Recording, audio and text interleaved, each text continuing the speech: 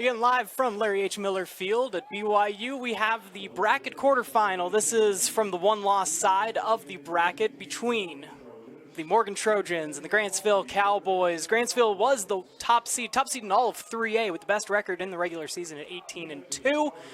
But they've fallen already during the course of this bracket, but we have a double elimination style. Let's take a look briefly at the bracket before we get going into the starting lineups and the lineup cards for these two teams. David, my broadcast partner, I introduced you briefly before we had to break quickly for the national anthem. How are you doing, David? I'm doing good. I'm excited to get some baseball in. Obviously, we did some football, we did some basketball along the way, and so it's exciting to be able to start doing some baseball.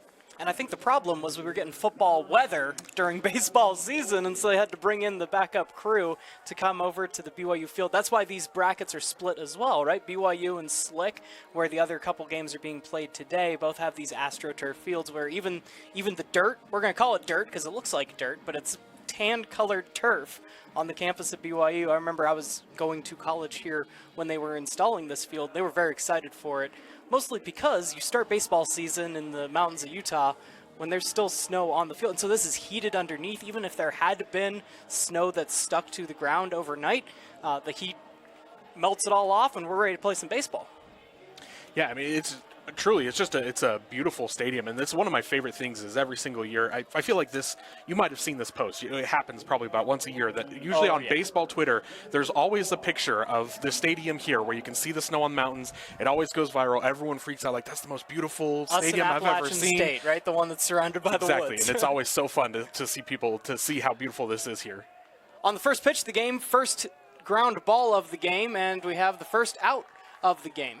Again, the Grantsville Cowboys, the top seed, and so they'll be the designated home team. They're pitching first, and right off the bat, we have Morgan, first batter, grounding into second base, and then a quick turn, and one out. So one pitch. We'll keep a little track of the pitch count for you as well between these two teams. Keep track of those rules to keep the arms fresh here at the high school level. Ball one. At the plate for Morgan is number 19, Luke Burley. Bunt laid down. Pitcher comes off the mound, grabs it clean.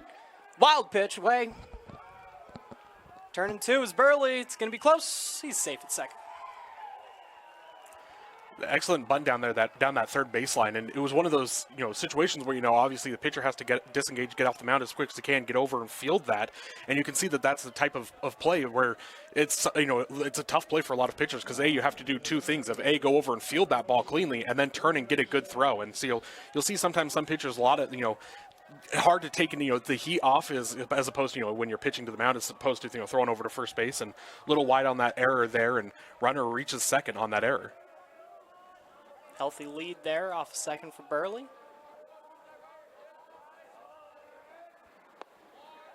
Ball one. Pitching today is Stratton Orgel, getting the call up as the starting pitcher for the Grantsville Cowboys.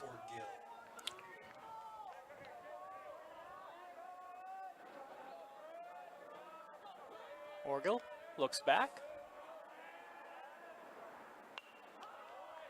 A little bit of contact there for number 27 for Morgan. That's Brigham Spence at the plate. Runner on second. 1-1 count for Spence.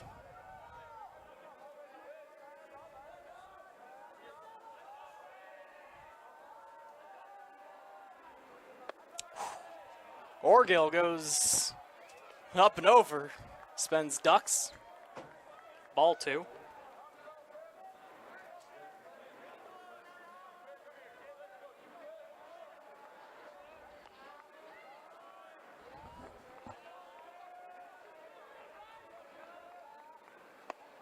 Swing, gonna miss.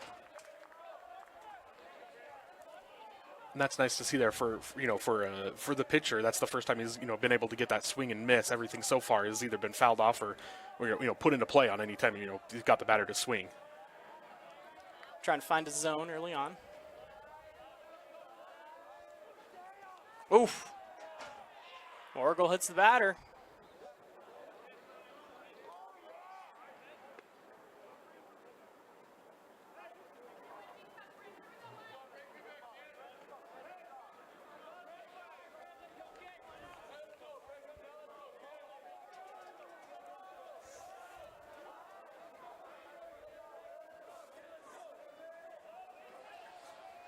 Full count.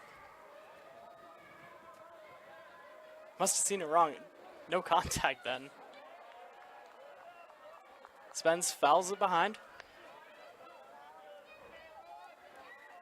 See, admittedly, I was looking down on that last pitch too, but official count on the board still has 2-2, so I'm guessing that one was probably off like the end of the bat. Might have been fouled off on that one. Gotcha.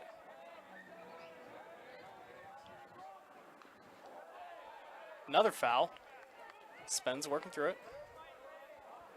And you talked about a couple pitches ago that you like, as a pitcher, you're nice seeing that first little swing and miss, and now this is where it kind of becomes the frustrating side of the pitcher where you can't get that put away pitch.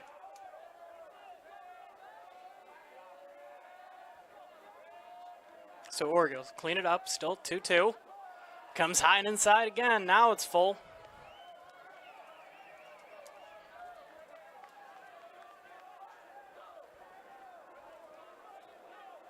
Still runner on second.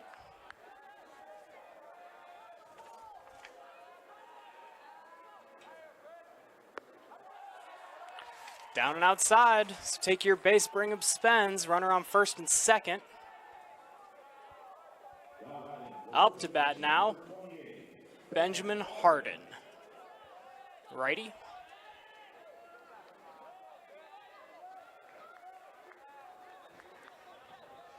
On deck for Morgan, number 10 is Beck Sheffield.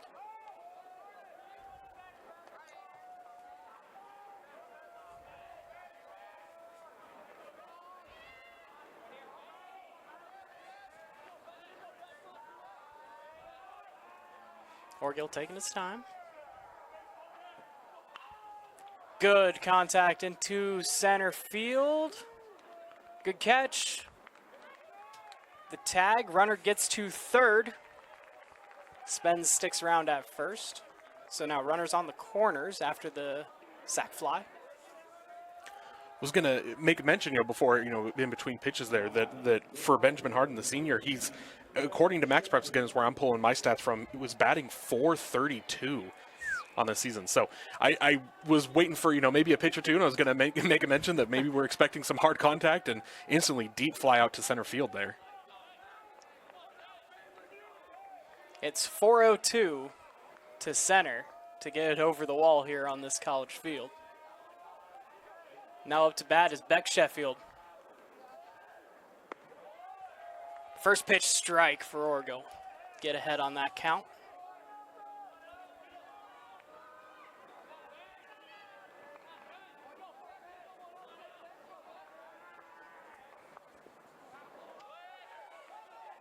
Loses track of it.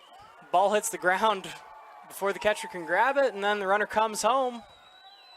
On the steal, we got 1-0 ball game. Grantsville falls behind early. Morgan on the board. And Orgill has to slow walk back to the mound. Now runner on second. Run coming in to score there on that pass ball. It was kind of a tough play for the catcher to be able to make that catch as, the batter is swinging and missing right in front of you. Got a little low and kicked back to the backstop.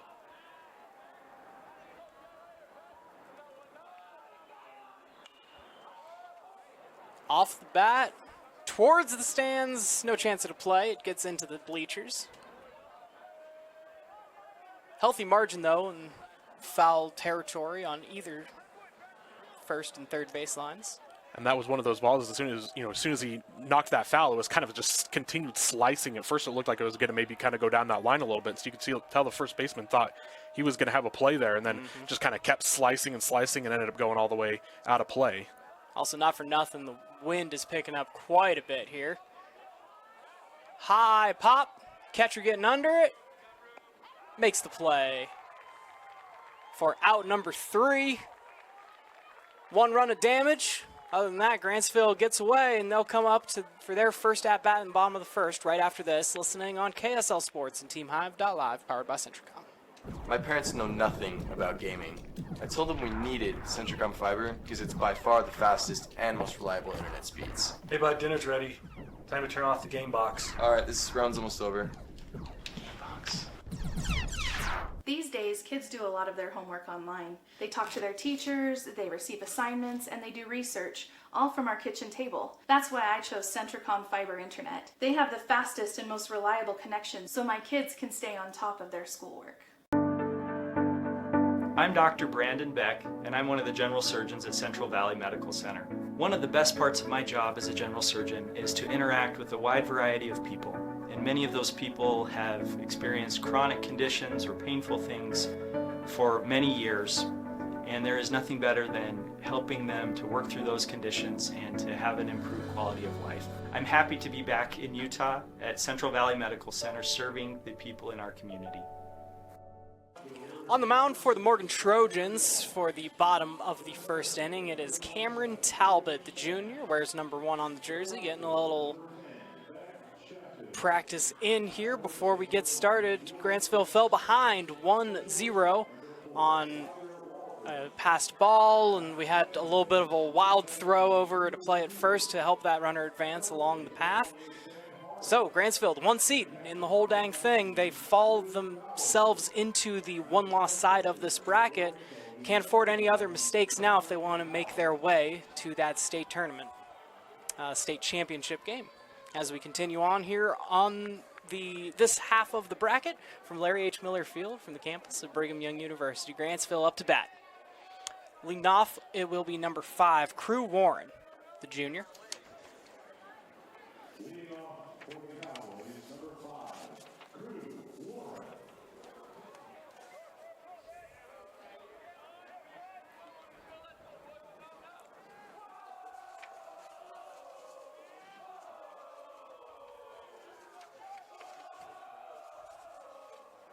And the first pitch of the ball game, Talbot sends it right to the dome of Warren.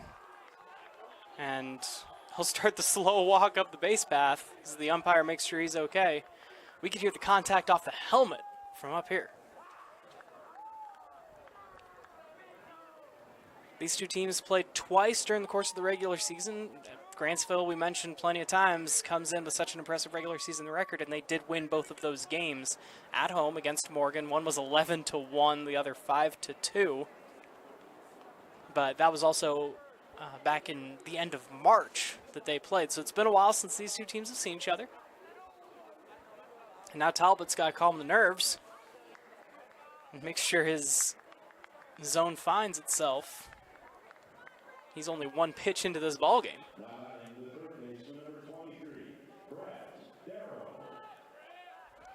So it looks like Warren over there at first base is kind of shaking it off a little bit, kind of, took that pitch. You know, it kind of seemed like maybe it kind of caught him off guard a little bit, wasn't expecting to be that inside on that first pitch of the game, didn't really make much effort to kind of get out and was kind of going up high, was hoping maybe kind of got him a little bit more on the shoulder, but as you mentioned, you definitely kind of heard the sound of hitting kind of that earpiece on the side of the helmet. Up to bat now, Brett Darrow. This time, first pitch strike, a little better start for Talbot.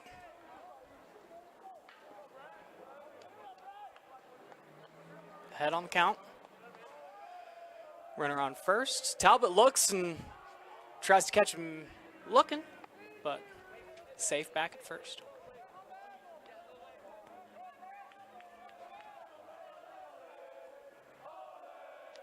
A 1 count. Bunt laid down. Gets right back to the pitcher. Easy play at first, but runner advances to second now with 1 out.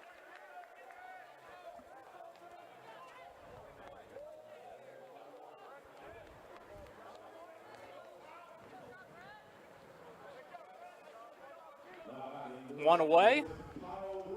Kyle Brimhall comes up to the plate. Senior wears number 20 with a runner on second. Talbot only 3 pitches into his outing and gets a big swing at it here.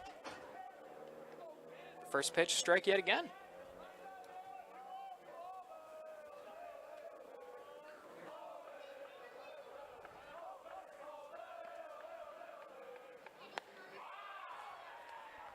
Looking on the second, now an 0-2 count, facing Brimhall.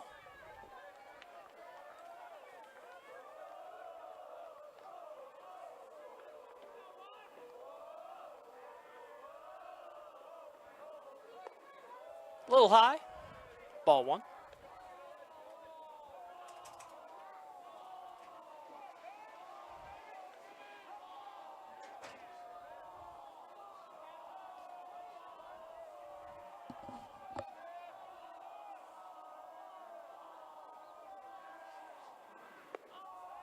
About head high on the 4th pitch.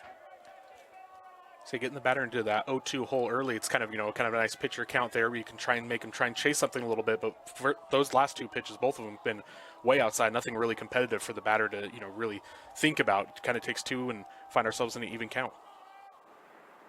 Swinging on the next pitch, strike 3, and a second out away for Talbot.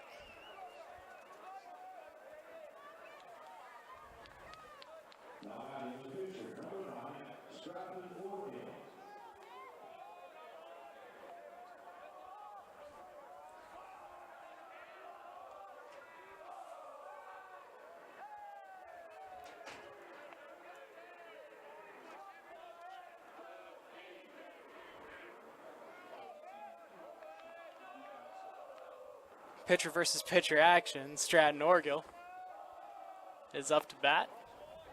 Has a good eye. Ball 1 outside. And just like with Morgan, both the cleanup hitters here for both teams, both guys batting over 400, 419 on the season for Orgill. And gets great contact on that, but it's going to fall. Play out in foul territory, falls right through the glove, and so no harm, no foul on the foul ball. Come on back, everybody.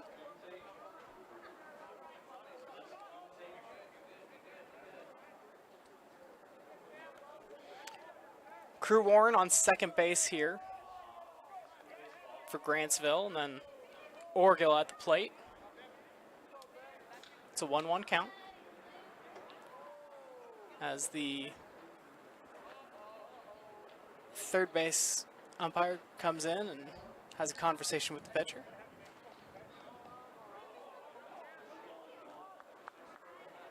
Seemed like might have been just adjusting some equipment. Quick little meeting between the pitcher and catcher, and we're ready to go. Back to a 1-1 count and 2 outs. Runner on second. Orgill, the pitcher, at the plate. High and inside. 2-1.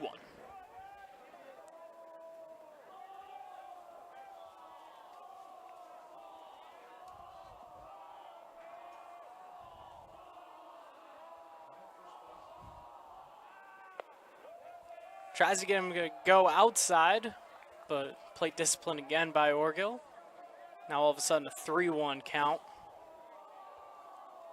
Kind of one of those advantages you have as a pitcher when you're up to bat is you're very familiar with that strike zone, especially as he's just had an inning on the mound, so he's well aware of kind of that offside. He knows about how far off the plate it can be before it's going to be called a strike. And ball 4 hits the top shelf, and Orgill takes his plate. Now runners on first and second, and we have number 17 for Grantsville up to bat. Peyton Cummings, just a sophomore. If you can see the flags blowing in the background on the broadcast on TeamHive.live, wind going from north to south, and so that's just right across at the back of these right-handed batters. First pitch strike for Cameron Talbot. And you mentioned that wind. We've seen that come in play twice now on a couple foul balls that have been hit over to that first base line that have just kind of continued slicing and continue carrying. Mm-hmm. Second pitch high, 1-1 count.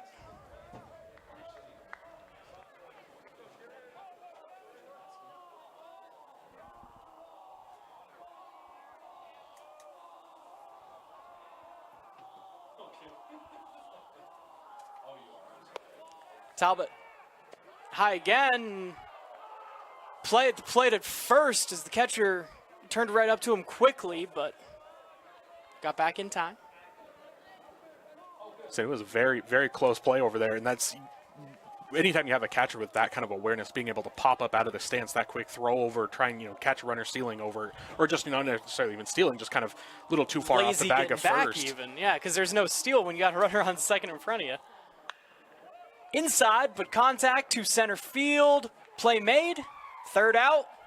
Retire the sides. We'll be back with the second inning of play. 1-0 ball game. Early here in the quarterfinals of the 3A state baseball bracket. Honey's Marketplace invites you to experience their refreshing variety and signature items. Honey's Marketplace features a wide selection of camping supplies, a garden nursery, and fresh floral department. Experience fresh-baked artisan breads and pastries in their bakery, and sushi made fresh every day. Get all this with hometown service you deserve. Fresh, friendly, and close to home. Honey's Marketplace, 260 East, 300 South in Kanab. For more than 3 decades, the Intermountain Power Project has served as a model of regional energy cooperation, generating and transmitting coal-fueled electricity to a diverse group of municipal utilities and rural electric cooperatives with operations across 6 U.S. states.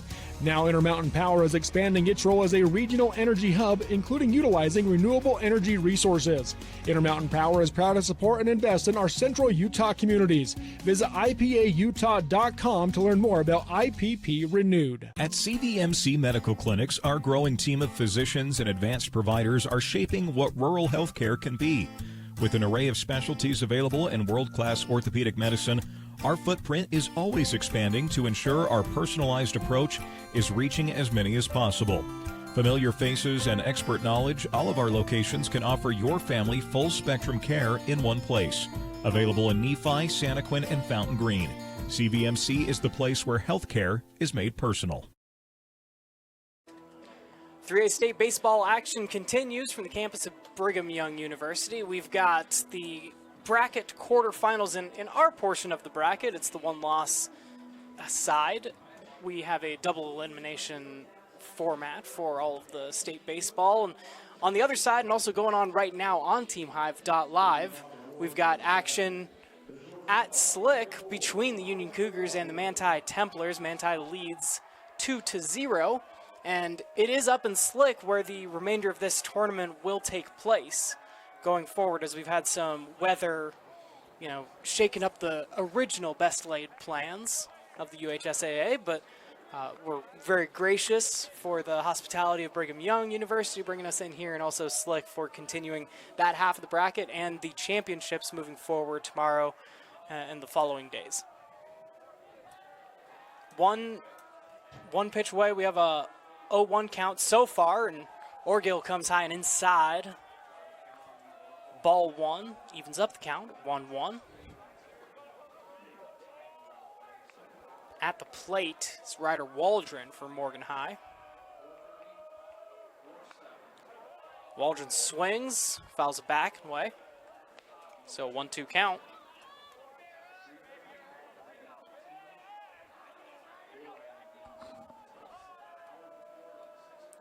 Orgill 17 pitches in the first inning as we keep track of a little bit the pitch count for both these young men.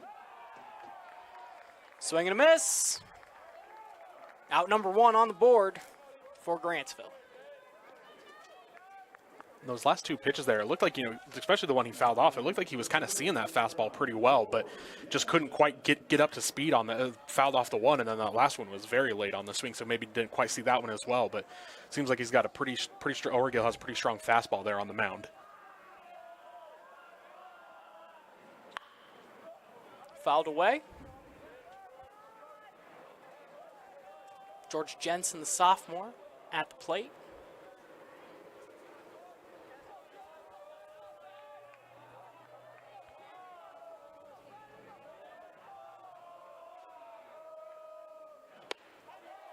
Even up the count, 1-1. Orgill misses a little bit on the top.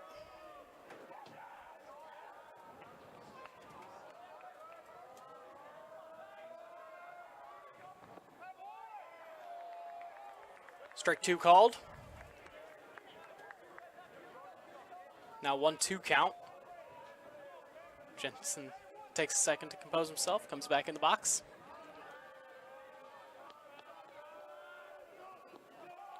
Swings away.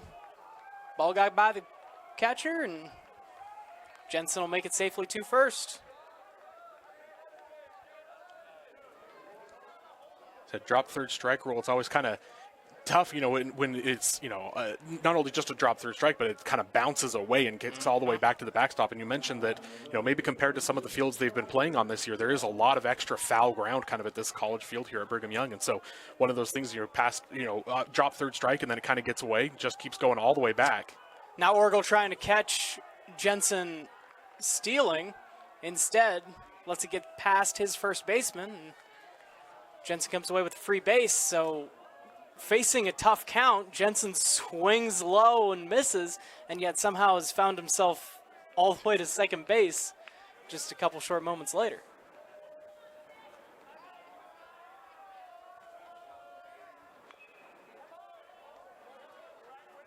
Striker Jones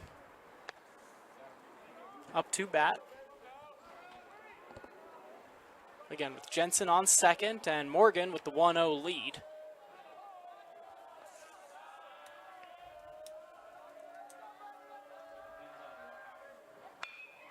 Jensen gets contact, finds the gap. Ball will lay down. Jensen rounding third. He'll get into home. 2-0 lead for Morgan. Striker Jones waits at first and gets himself an RBI. And that was a great hitting, there, being able to get enough of the bat on the ball, being able to drive it kind of that opposite field, just a nice little, not weak line drive, but just a nice little line drive just over second base, being able to find the empty hole there. And then, like you mentioned, it was, especially with it going to the opposite side of the field, plenty of time for the runner on second, Jensen, to be able to round third and make it in home safely. Ninth in the order is Cooper Stewart. Watches the first strike go by. Still one out. And Morgan coming in as the 5 seed, already with a 2-0 lead on Grantsville. Second pitch high. Catcher can't get it to the second baseman. Gets a little bit outside him, and so stolen base for Striker Jones. And we've seen good base running and not the crispest of infield throwing for Grantsville has allowed a couple free bases for Morgan. Yeah, you mentioned that wind early in the first inning, and so I wonder, especially on that one, you kind of saw that throw kind of slide a little bit more over to the second base side. Goes to the south side, and that's where the wind's blowing. Pitch inside. We got 2 balls and 1 strike on the count on Cooper Stewart, but a runner in scoring position.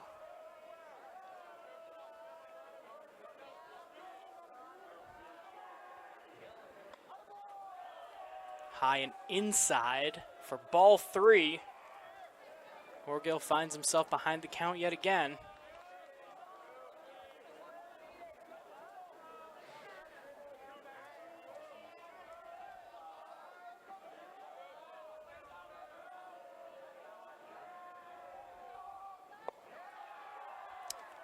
Misses the zone. Walk. And now we'll get back to the top of the order as the infield comes in together and pitching coach comes out as well. So I think this is a good time for a meeting here on the mound. Being able, you mentioned going back to the top of the order. We just,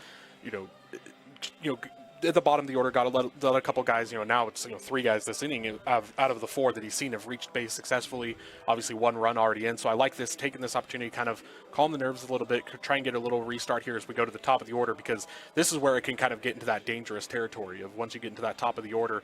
We talked about the strong bats that are coming up. Usually a lot of teams, kind of always loading them up at the top. We mentioned the cleanup hitter is Hardin was batting over 430 on the year. So we know there's a lot of the guys up at the top that can bat for average, bat for power, and so this is a nice time to try and see, get a good meeting here. Maybe talk about, if we're going to try and, kind of force something, force batter, try to hit and do a ground ball, see if we can't get a double play here, get out of this inning as quick as possible, but just try and figure out a way to minimize the damage here with the top of the order coming up. Talbot, the opposing pitcher, is your leadoff batter, and we are back at the top of the order, so on again.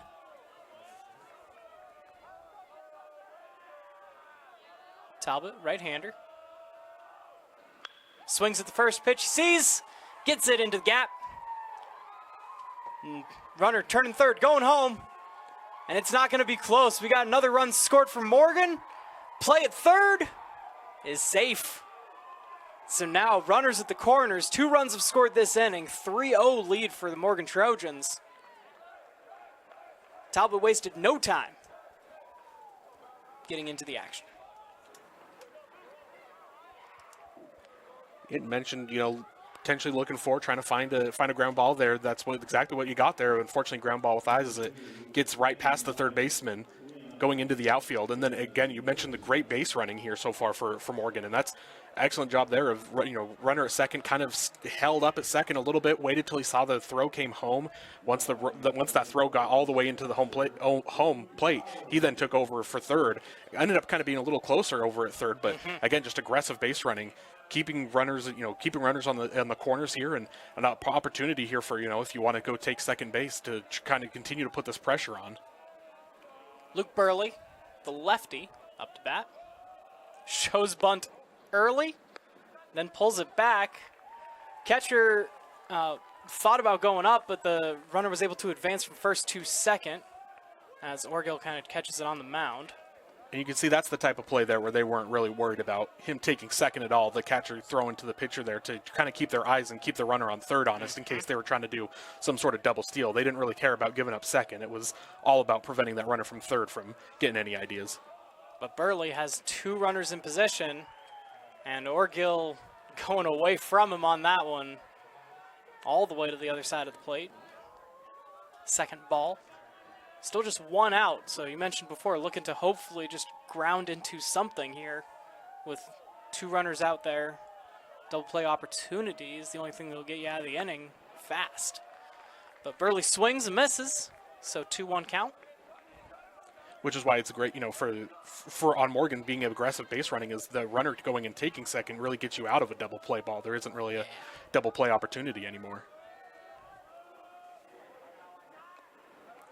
Big swing for Burley again, now even up the count at 2-2.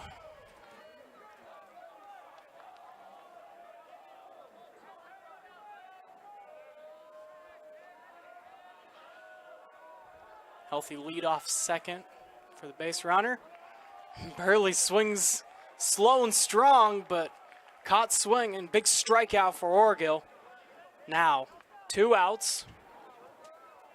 And Brigham Spence comes back up to the plate.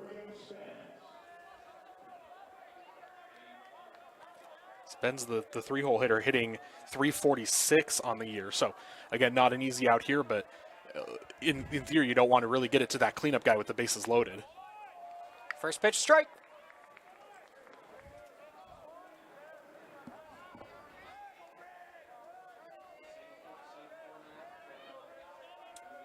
Orgill found his pitch, got it right in the lane there. And again, catching him swinging. 0-2 count. Rough spot. Again, 2 runners in scoring position, 1 on second, 1 on third for Morgan. But behind, 2 strikes and 2 outs.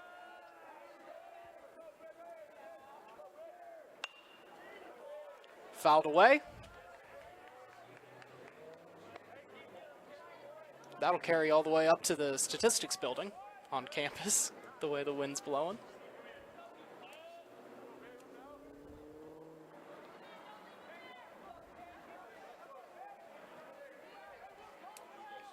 Yeah, we've changed the terms.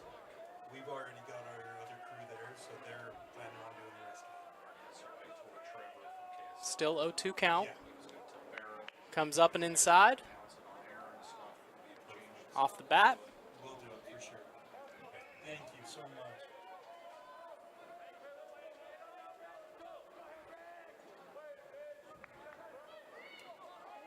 Foul away.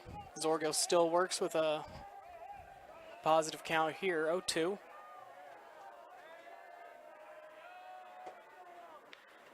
Swing, straight to the shortstop, gets it over at first. He's out. You're out of the jam, and we're going to the bottom of the second. Coming up after this, you're listening on TeamHive.live and KSLSports.com. Jones and DeMille Engineering was founded in 1982 with a simple mission: to shape the quality of life where we live, work, and play. We are proud to serve by providing clean water, increasing access to nature and recreation, protecting homes from flooding, designing safe wastewater systems, and connecting our communities. It is our goal to create a place where people want to live, work, and enjoy life. Jones and DeMille Engineering, shaping the quality of life. It all starts with a Chevy truck. Chevy Silverado with the Turbo Max engine and best-in-class standard torque. And Chevy Silverado HD with up to 14 available camera views. Do more in a Chevy truck. Get yours now. Get $5,750 total value on this Silverado when you trade in an eligible vehicle. That's 10% below MSRP. See your Rocky Mountain Chevy dealers. Quarterfinal action in the 3A state baseball tournament. We have Morgan with the lead going into the bottom of the second inning, 3-0 on the top-seeded Grantsville Cowboys. This game being played live at Brigham Young University's Larry H. Miller Field. The remainder of the bracket, as well as the other half of the bracket going on right now, is going to be up at Salt Lake Community College. First pitch he sees, hits it right to center, and it's caught and it's out. So Hayden Hall will head back to the dugout. And Grantsville moves through their order. Both pitchers threw out 17 pitches in their respective first innings. Talbot already just 2 pitches away here. First ball at the second. Number 2 is Easton Webb up for Grantsville. 1 strike, 1 ball.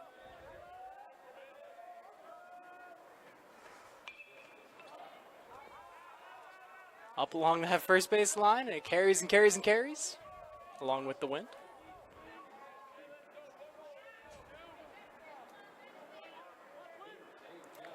Webb now behind, 1 ball, 2 strikes.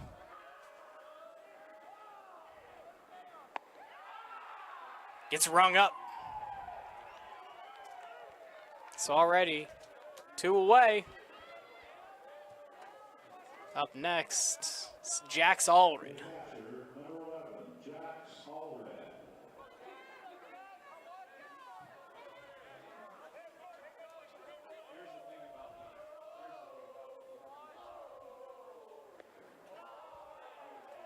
Down the way, ball 1.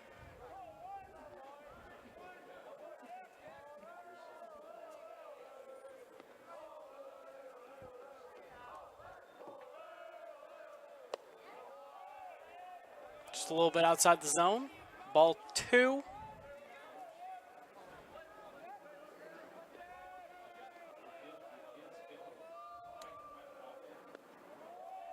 Quickly, ball 3. And so as Allred, all he has to do is stand there. He's 1 pitch away from getting on base. There, Talbot hits it. 3 balls, 1 strike. 2 outs already here in the bottom of the second.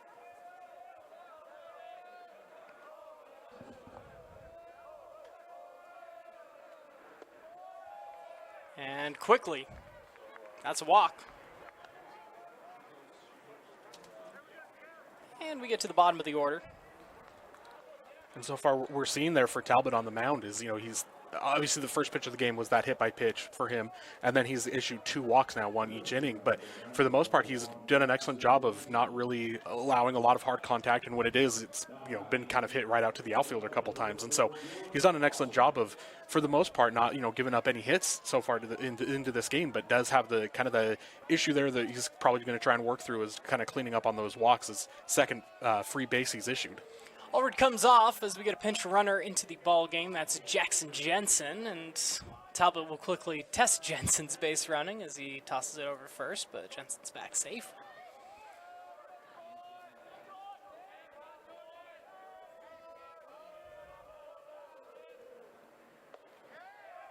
Strike one into Fossen.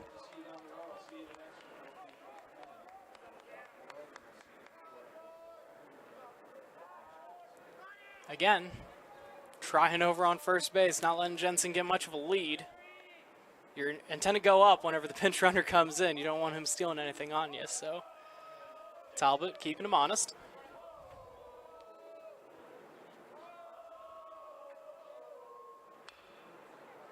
Fossen gets a piece of it. Talbot picks it up, play it first, out, and that'll do it for the second inning of play. Morgan still leads 3-0, and we'll be back with more 3A state tournament action from the campus of Brigham Young University on KSLSports.com and TeamHive.live. Embark on your journey to radiant skin with Sam Pete Skin Bar. Whether you are looking to address specific skin concerns, kickstart your skincare routine, or simply indulge in relaxation, we've got you covered. Facials, microneedling, seasonal chemical peels, and more. Located at 210 West Main Street in Mount Pleasant, Utah. Visit our website at sampeteskinbar.com or call or text 435-314-6024 to book your appointment today. San Pete Steel in Moroni was founded in 1994 and is one of the major steel construction companies in the Intermountain West, specializing in structural steel fabrication and erection. San Pete Steel's impressive portfolio includes the Hale Theater in Sandy and structures on the campuses of the University of Utah, BYU, and UVU. San Pete Steel in Moroni, where their motto is done right and on time, at 685 East Main in Moroni. Call 800-261-1026, 800-261-1026, or sanpetesteel.com. Morgan leads 3-0 over Grantsville. We will be back in the top of the third inning from the campus of Brigham Young University. The other game going on right now at the 3A level, the Union Cougars and Manti Templars, where Manti has an early 9-0 ball game. We've been moving at a nice clip here into the third inning. They're still in the bottom of the first, where Manti has that healthy 9-0 lead, and Manti's still at bat and swinging. They've got runners in the corners. You can check out that action if you're a Manti or Union fan on TeamHive.live, which is exactly where we're at as well. TeamHive.live and also KSLSports.com for all your baseball tournament action all weekend long. Or go back out onto the plate for the Grantsville Cowboys. First pitch, strike. Big power swing there for the cleanup batter here. The first baseman is Harden, and again, just exactly we saw one pitch that he saw in the first inning, took it kind of to deep center, eventually kind of flew out, but we can see that power that he has, and so very first swing here, again swinging for power there, just a swing and a miss. A ball evens up the count. Orgill a few more pitches so far than his opposing pitcher Talbot on the other side. Second strike. 1-2 count. Top of the third.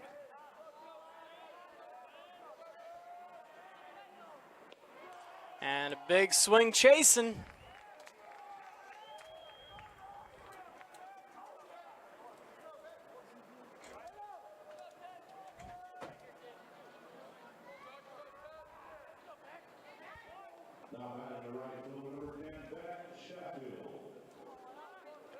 Beck Sheffield coming up to plate.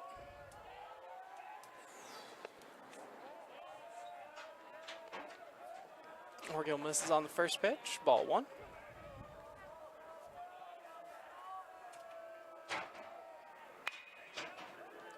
Ground ball. Bobble by the shortstop, but play made at first. 2 outs away. And so Grantsville, they've been working through, and they've had a couple throwing errors and other things, able to advance runners at the first couple innings, but 2 batters and 2 outs so far here in the top of the third.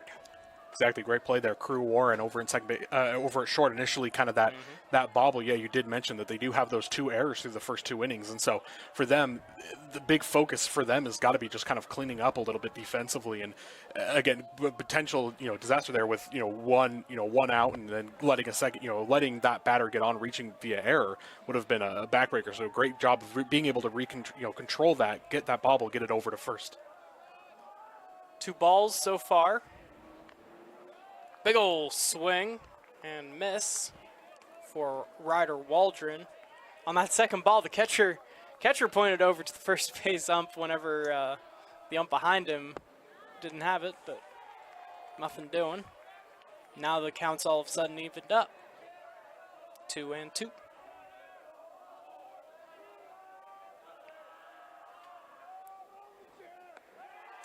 And that'll ring him up. Strike 3 and out number 3 here in the top of the 3rd inning. Grantsville moving along, and they will be up to bat in the bottom of the 3rd when we come back. Listening along on TeamHive.live and KSLSports.com. Are you a new CDL license holder? If so, Barney Trucking would like to train and pay you to become a world-class truck driver on state-of-the-art equipment. They also provide you with reliable, courteous support, a fantastic wage, paid holidays, solid benefits, home daily schedules, paid time off, an excellent safety record, and respect. Dependable truck drivers have been Barney Trucking's #1 investment since 1947. Start your outstanding career by applying today at barneyjobs.com. barneyjobs.com. The Beaver Medical Clinic has built a reputation of providing compassionate health care for residents of Beaver and Iron counties. You'll appreciate the professional services of Drs. Roger Smith, Wade Oakton, Lance Smith, Rhett Smith, and a nurse practitioners Wade Hollingshead, Lindsay Cheney, Robin Horton, and Joan Yardley. The Beaver Medical Clinic is a family practice offering affordable health care and convenient payment options, with offices in Beaver, Milford, and Parowan. Into the bottom of the 3rd, where Morgan has the 3-0 lead on Grantsville. Grantsville will be at the plate, and we'll keep updating you as long as Manti keeps scoring on that other quarterfinal game on the other side of the bracket. Manti 12-0 is the current score. Still with only 2 outs, they're still at the plate, and so we're in a pitching change for that game. You can tune over, also streaming live on TeamHive.live.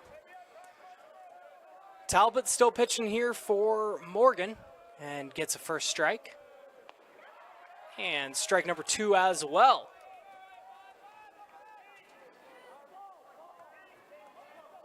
Crew Warren, top of the order, back at the plate. A little high, ball 1. Grantsville came into the tournament we mentioned as the heavy favorites. They've struggled to get the bats going today. And he gets it rung up and he can't believe it. Strikeout. Give it to Talbot. And he's been eating through the innings so far on a low pitch count, which is important, especially at this level where there's it's an enforced pitch count. Can't go over.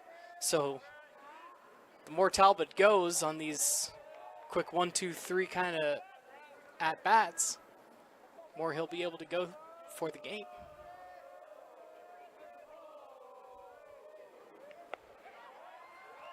One count.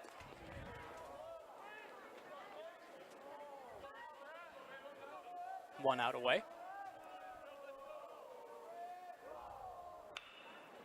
Hit directly to third base, gets up. Long throw, too high. Gets away from the first baseman, and so now we'll get a runner to advance on the Grantsville side. They've seen plenty of their infield have that happen to them. Then the runner's going to take third on a ball that goes out of play, ruling that obviously already advancing to second on the wild throw. And so then once it goes out of play, you get 2 bases. So actually, strike that, he's just going and dropping off his glove over at third. So he's going back to second. So but he picks up his sliding glove, just switch one glove for the other. Love that big old mitt that the base runners get to wear. So yeah, runner on second officially after the ball goes out of play.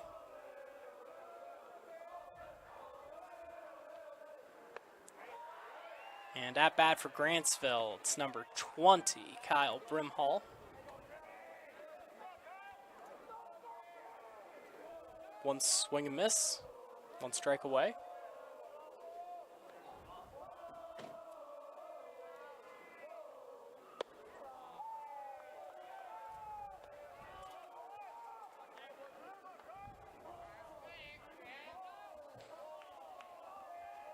One count.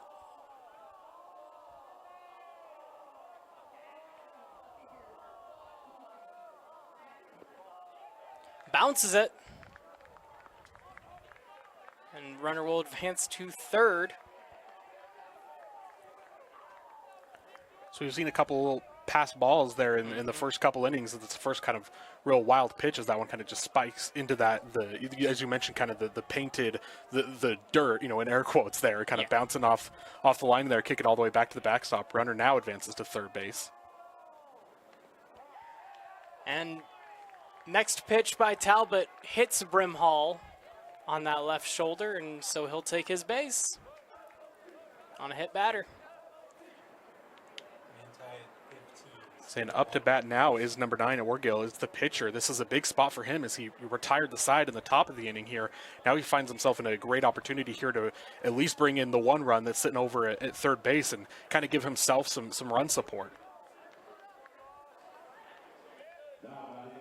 Orgill's the cleanup hitter for Grantsville, as well as being good from the plate. He's had a great average hitting as well. Runners on the corners for him. Just one out.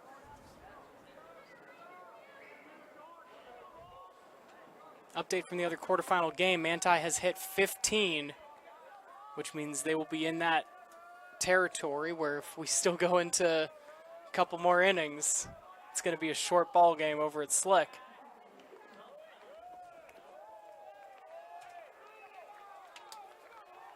Meanwhile, Grantsville, runner advances from first to second, and so 2 runners in scoring position for Orgill.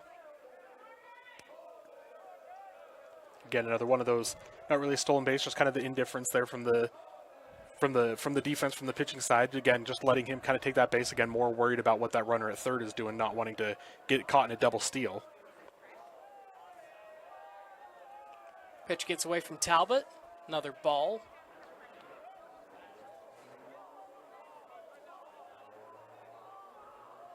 Grantsville yet to score here. Into the bottom of the third. Orgill looking to change that. Gets a nice healthy swing, but first baseman under it. Caught. And not with enough depth for any of the runners to get anything on it. Now 2 outs away.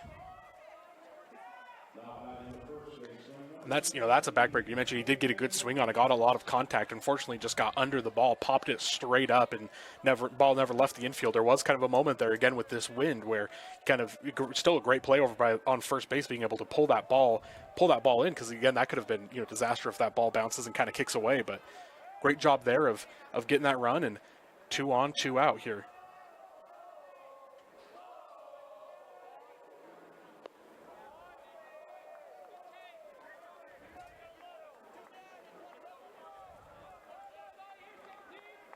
Two balls early in the count.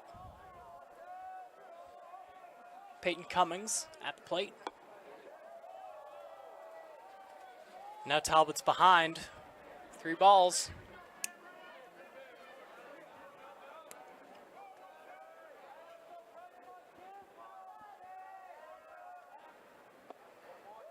Inside. Might have grazed him, but it's the 4th ball anyway. And now bases are loaded for Grantsville. Again, you come into this inning trailing 3-0. Haven't seen a lot going on, especially in that second inning. Talbot turned him around quickly, but got back to the top of your order. And for the first time in the game, for either side, bases are chucked. And we've got Hall up to the plate, number 3. On the year batting .377, has 20 RBIs in the regular season as well. Good opportunity to add to that. Potential 3 sitting on the bags right now. Second pitch outside. Ball 2. Obviously, with 2 outs on any contact, runners are going to be going. So if you can find a way to just get this ball into like a gap in either, right center or left center, if you can find a hole out there, you're definitely going to get at least 2, if not all 3 of these runners in. Hard swing goes out of play. Foul ball. 2-1 count.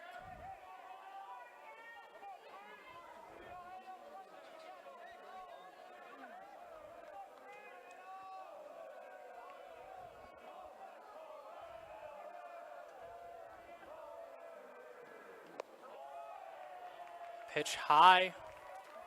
3-1. Talbot's in the danger zone. Doesn't want to walk home a run. He's had a shutout so far. Hits the dirt, and that's exactly what he does. All runners advance. And Darrow trots home. And on kind of a scorekeeping note, Darrow reached base. They ruled it just an E5. Didn't even give a. We saw kind of in the first inning there was a play at first like that where they ruled it a single, that bunt single, and then the runner advanced to second on the error. On that one, they just ruled it an error on the third baseman being able to reach. So first run of the game comes in for Grantsville, but Grantsville still does not have a hit yet in this game, and base is still loaded. And now you've got number 2 is Easton Webb coming up. And the way, you remember when Darrow hit that, right? The way it came up to the third baseman with a good enough arm, it should have been clean enough to get to first. And so it got away, and that's how he got all the way to second. But yeah, a third baseman with a good arm will get it to the first baseman 80% of the time. I think it was one of those plays too where I think he didn't get the ball wasn't really scorched, wasn't hit really hard to him, so he kind of had to make a quick throw. And like you mentioned, it was a very high throw over, runner kind of sliding into the bag at first, kind of awkwardly. So it was a lot of factors going in there. But yeah, ultimately just ruled that one in E5. But Grantsville's inning continues. Bases still loaded as they've all advanced after a walk, and now 1 ball away, still 2 outs. There, Talbot able to find the zone. Strike 1 on number 2, Easton Webb. Webb, a junior, didn't play in every game this year, so his batting average down around 230, but knocks this one into center field, or short center. Second baseman able to get underneath it and get that out. Stop the damage and leave 3 runners on base. We'll be back with the top of the 4th inning of this 3A state baseball action, heard on TeamHive.live and KSLSports.com. Expecting a bundle of joy? Beaver Valley Hospital's new maternity wing is your local haven for life's special deliveries. Combining cozy comfort with top-tier technology, they bring big city medical excellence to the heart of Beaver with that small-town touch Beaver Valley Hospital is known for. Their full-service community hospital is your health partner from inpatient care, emergency, surgical, maternity, physical therapy, home health, and hospice. Beaver Valley Hospital is proud to support Beaver High School. Hi, I'm Barrett Hilton with TeamHive.live, where we've created a locally run video streaming platform for Utah schools. On our website, you're not going to wade through a bunch of unrelated content. You bring up TeamHive.live and you're just going to find a lot of high school sports and events. We've created tools that make it super easy for you to create events and stream to our site. And if you ever need help with anything, you can give me a call. So I want to invite your school to join the team. If you're a Utah high school, you can stream live on TeamHive. That's TeamHive.live, powered by Centricom. Top of the 4th inning, Morgan still leads 3-2-1, but Grantsville able to add a run to that total, even though they left 3 on at the bottom of that 3rd inning. We continue on in the quarterfinals of the 3A state tournament from the field at BYU. Orgill is still out on the mound, has thrown 55 pitches so far. That puts him halfway to that 110 mark. And at this point, with only a couple days to go in the tournament, you kind of start looking at how much rest. If you want to get Orgill back out there, today's Tuesday, if you want to get him back out for action on Thursday or Friday, you start watching that pitch count keenly.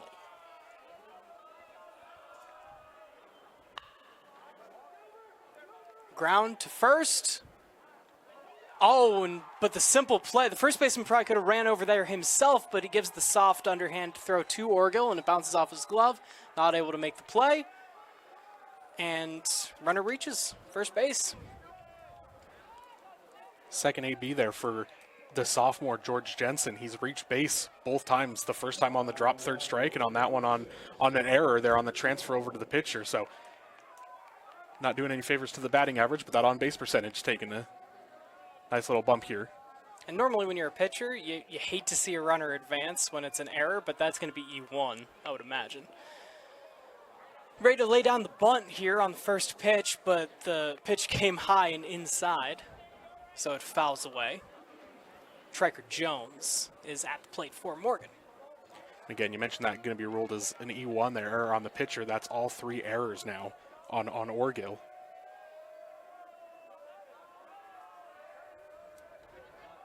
Runner on first, no outs. 1 strike so far for Triker Jones.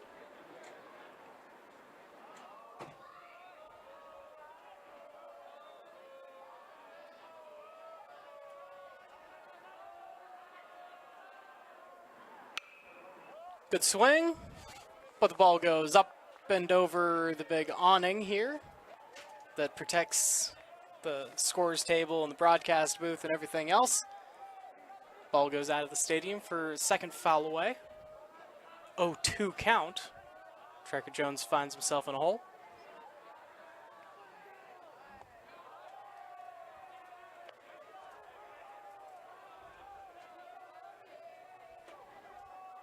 Now 1 ball, 1 strike.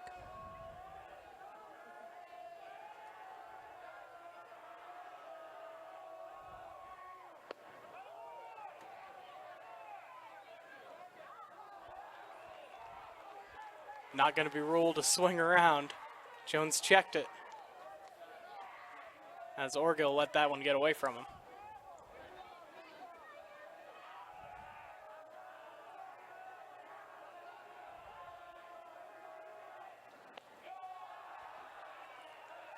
Ball 3. Now we have a full count. Jones, 3-2 count, runner on first. No outs here in the top of the 4th.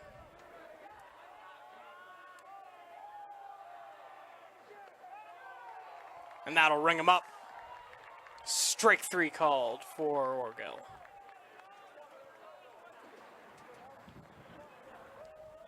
That's the 5th strikeout there of the game for Orgill. So he's done an excellent job of kind of, working some of those counts. Some of the counts have gotten a little bit long, kind of, obviously started 0-2, let a couple balls go, but doing a good job of being able to finish off a couple of these bats. And that's of the 5 strikeouts, it's the second time he's caught him striking out looking.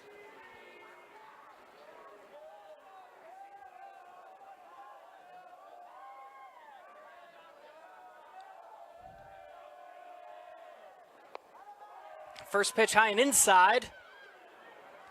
Runner trying to advance. Got a little lazy and gets picked off.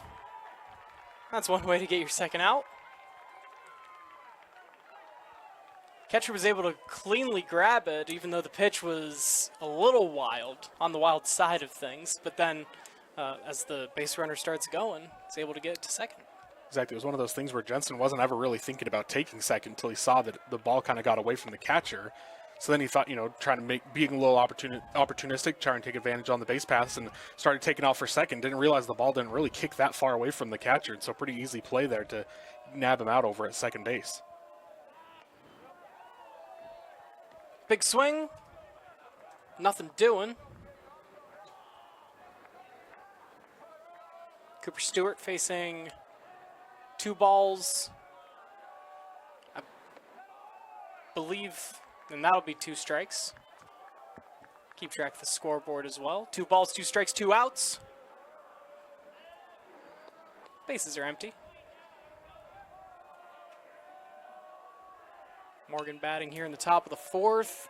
That one again carrying all the way outside the stadium. I tell you, if you're a baseball collector that happens to be just south of Larry H. Miller Field today, you're going to add to your collection.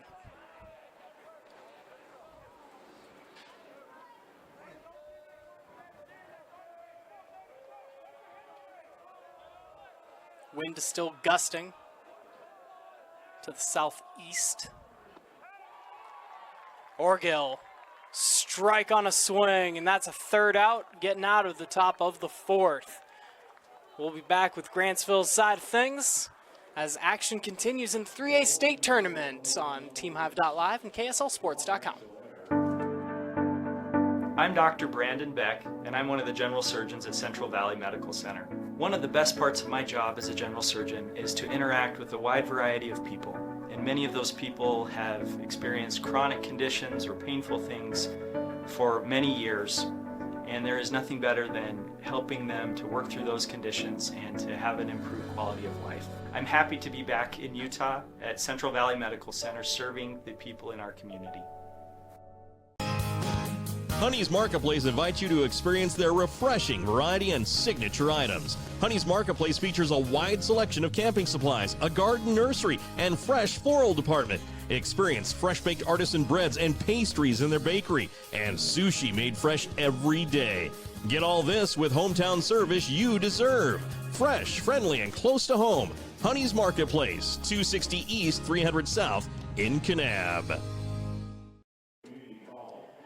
Grantsville coming up to bat in the bottom of the fourth inning, trailing 3-1 here in the quarterfinal game at the top side of the bracket being played at the campus of Brigham Young University. The bottom side of the bracket is at Salt Lake Community College, which is where the remainder of the bracket will take place as well. This is just a programming note for everyone that is tuning in and trying to figure out, as we've had some inclement weather shift around where the tournament's going to be taking place. No longer at Kearns. It will be at Salt Lake Community College for the remainder of the 3A bracket. So if you are a fan of any of these teams as they continue on, that is your programming note as to where to schedule your tickets and where to plan on driving if you're coming up to support your kids. Talbot's still on the mound here in the bottom of the fourth inning for the leading Morgan Trojans. First pitch, strike. Second, high up top. As we have the catcher back out there, number 11, Allred, for Grantsville. Grantsville Cowboys started seeing some action, had bases loaded a couple different times in the last inning, but were only able to get one run out of it. As Talbot got himself out of the jam. And now Allred, showing some discipline, gets it to 3 balls, 1 strike. A great eye here on that at bat for already. He's taken 1 pitch high, 1 outside, 1 inside, so you can tell he's seen the plate very well. Swings here, gets right to the shortstop. Shortstop gives a little bit of a hop and is able to field that one cleanly.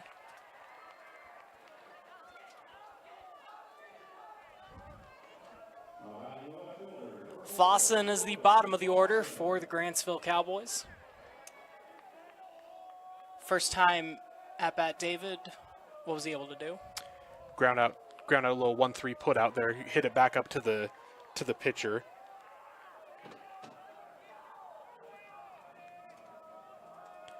And already in this at bat, 1 ball. Swings here. Second baseman not able to get it. Gets to the gap. Center fielder comes over.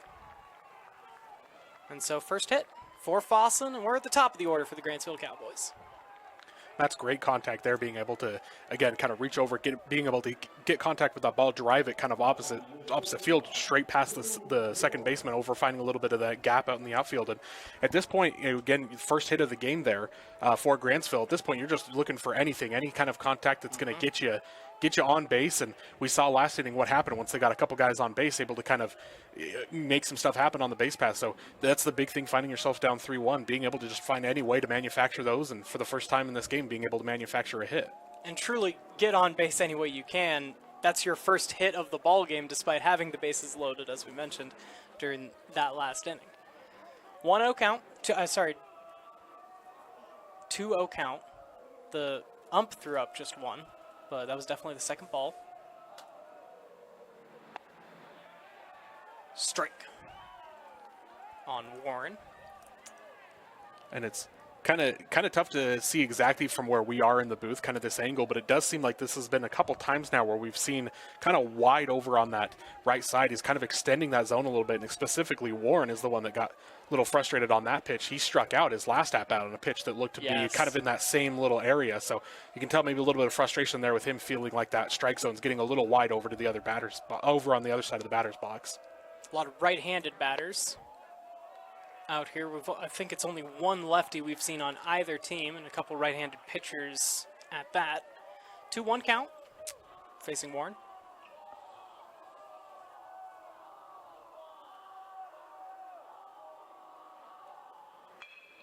Contact, hits the gap. Just one base. Now runners on first and second. Give Grantsville their second hit of the ball game. So the 1 seed coming on a little late, but coming on strong.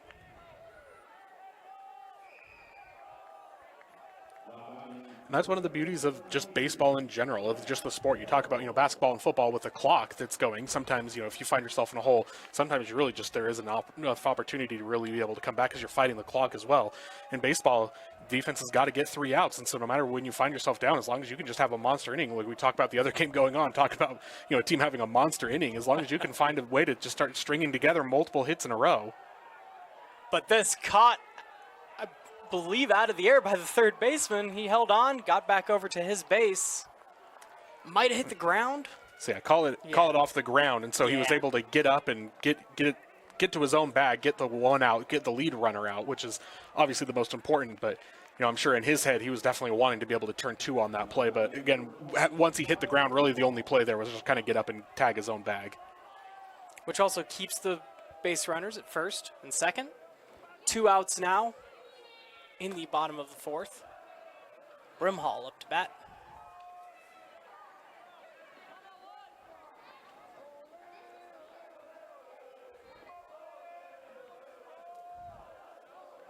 Talbot came into the inning with 54 pitches under his belt.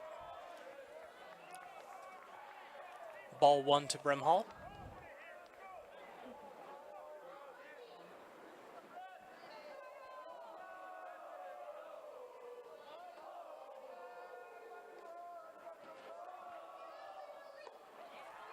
Big swing, strike called.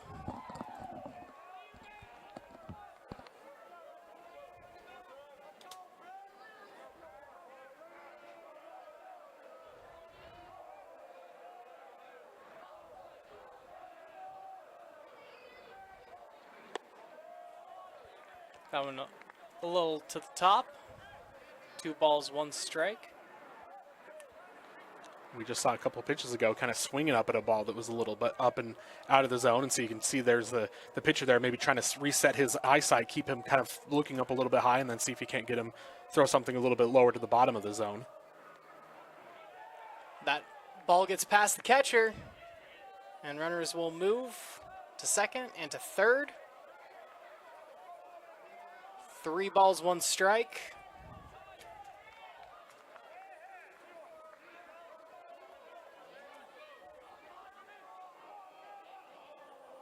Luke Burley had it in the glove and then just got away. This one goes inside, and that'll be a walk on Talbot. Load up the bases. This is now the second time back-to-back innings where Orgill, the pitcher, has come up and found himself with multiple runners in scoring position. And, last inning, kind of that monster swing where he kind of just popped it up to first base. So, kind of that, towering, infield fly. And so for him, definitely an opportunity here. He's definitely thinking being able to get this ball in play and see if he can't get back to the mound in a tied ball game. Swings at the first one, caught out of the air by the shortstop. And that'll save the inning for the Morgan Trojans as the second inning in a row. Grantsville leaves 3 runners on the bags. We'll be back with the top of the 5th right after this in the 3A tournament for baseball on TeamHive.live. And for more than 3 decades, the Intermountain Power Project has served as a model of regional energy cooperation, generating and transmitting coal-fueled electricity to a diverse group of municipal utilities and rural electric cooperatives with operations across 6 U.S. states. Now Intermountain Power is expanding its role as a regional energy hub, including utilizing renewable energy resources. Intermountain Power is proud to support and invest in our central Utah communities. Visit ipautah.com to learn more about IPP Renewed. At CVMC Medical Clinics, our growing team of physicians and advanced providers are shaping what rural healthcare can be. With an array of specialties available in world-class orthopedic medicine, our footprint is always expanding to ensure our personalized approach is reaching as many as possible. Familiar faces and expert knowledge, all of our locations can offer your family full-spectrum care in one place. Available in Nephi, Santaquin, and Fountain Green. CVMC is the place where healthcare is made personal. Top of the 5th inning as Morgan gets back up to bat, holding a 3-1 lead. There's been, but it hasn't been as easy as it was in those first 2 innings. In inning 3 and inning 4, Grantsville able to get runners into scoring position. Bags are full, and then all 3 left on each time. Exactly. That's been the real story of this game for Grantsville so far. For the Cowboys, is they've done an excellent job of only have the 2 hits so far, those 2 last inning, but they've done an excellent job of whether it be getting on via drop third strike, some walks, some hit by pitches. There's a lot of ways that they're manufacturing base runners.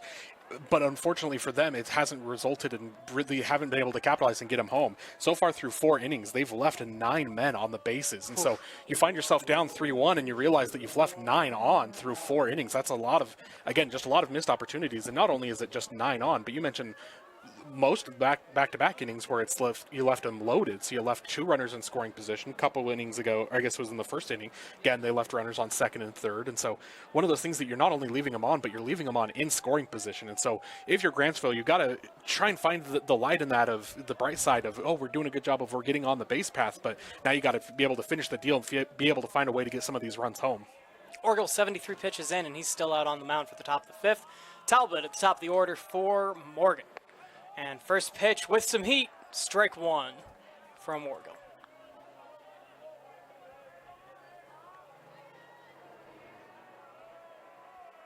Looking around Larry H. Miller to see if we got a speedometer sitting around anywhere, but that first one did seem like it was a faster fastball than he's been throwing thus far. Second goes straight down the line and gets strike 2. And then Talbot swinging, 3 pitches, and 3 strikes, 1 out away.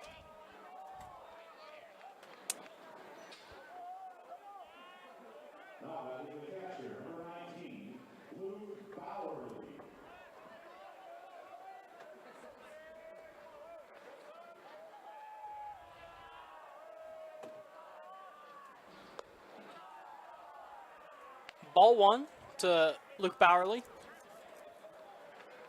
As we mentioned, he's the only lefty batter that we've seen for either team, and so you test that zone. On the right side, the official's been given a little bit of leeway, but as now Bowerly's standing over there, you see Orgel testing that outside. Both called balls right away, and then foul ball there is strike 1. So a 2-1 count, 1 out, no runners on. Bowerly sets up for a bunt, but takes the ball. 3-1.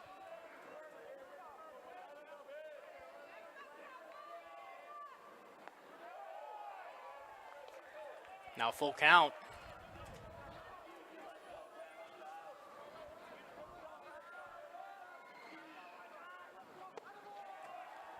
Pitch goes high, and Bowerly takes his base.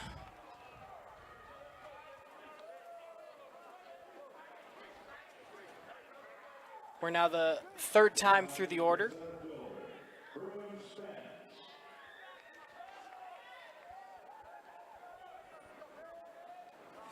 Brigham Spence, the senior.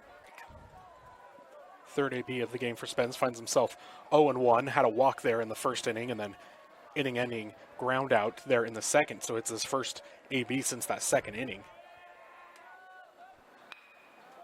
Doesn't get all of this, but the dribbler gets to short, can't run it out, but runner will advance to second.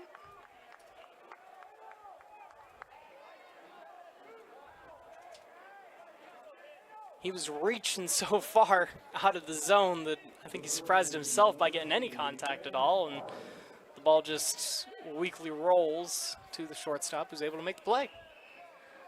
And again, at this high school level, that's not necessarily as routine of a play as you would think.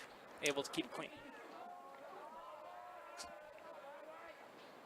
I say exactly, especially because you mentioned, as he kind of had to reach out, kind of that little pool shot there where he didn't quite get a full swing on it, just kind of a little poke, little dribbler. And so with that ball not becoming, coming off the bat as fast, you mentioned it's not an easy play at all for the short to be able to come in, field that ball, and then still have, enough time to get it over to first. Hard swing, sends the ball south of the stadium. Third at bat for Benjamin Harden, the right-handed senior. I'll mention it at least once an inning. The wind is still gusting healthily from north to south. Also entertaining. Watch the left fielder for Grantsville lost his hat as he's just standing out there. Hasn't had a lot of balls come his way, but he was chasing down his hat all the way over almost to the BYU logo into center field as the wind took it away. This ball hits the dirt, and the Morgan runner able to advance now to third base. As Harden gets back, it's a 2-2 count, 2 outs, and his runner's on third.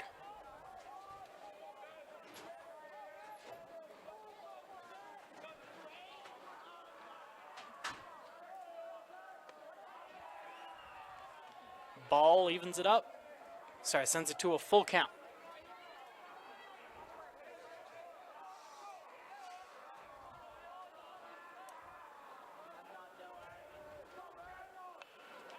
Harden fouls it away back.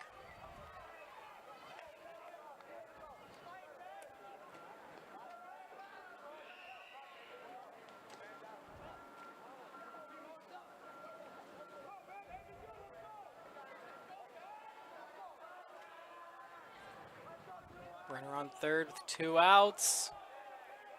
Another foul. Extend this at bat.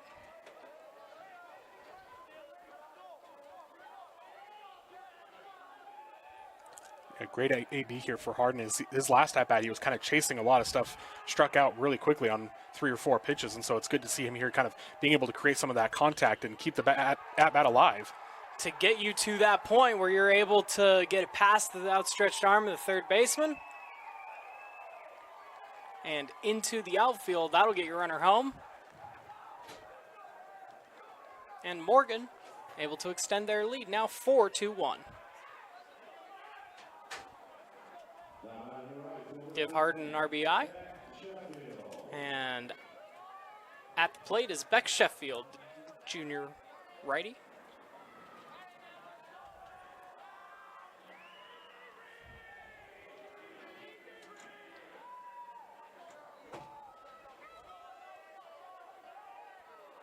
Morgan wearing their kind of off-white cream jerseys, while Grantsville's in the all-white.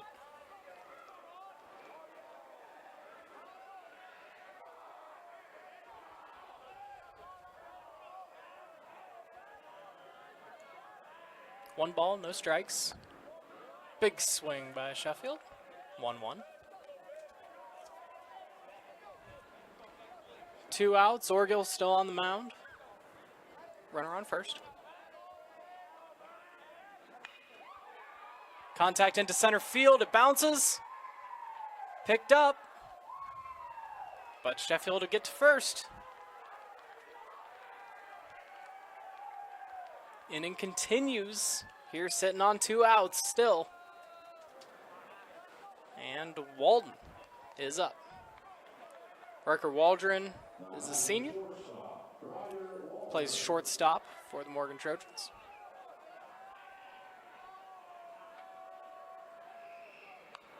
Third time through the order, and he fouls his first one back, up and above the net.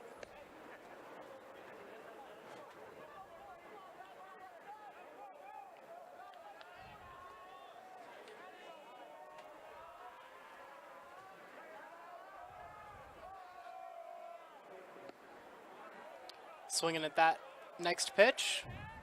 Make it strike 2. Waldron 0 for 2 for the game with 2 strikeouts and already finds himself down 0-2 very quickly here in this AB. He swings. It'll pop up. Catcher gets a shot, but it gets over the net, and instead the fans will get a shot at it.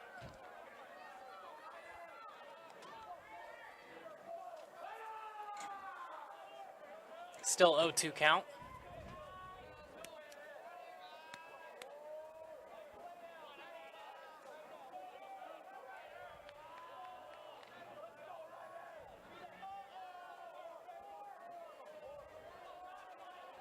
Runners on first and second. Swing, but the ball gets passed on strike 3, and the catcher's not there to get it, which means we have loaded bases. And boy, that's some way to get out of being down 0-2. Like you mentioned, David had a couple other strikeouts and seemingly struck out here as well, but the catcher not able to corral it, and Morgan fills up the bases.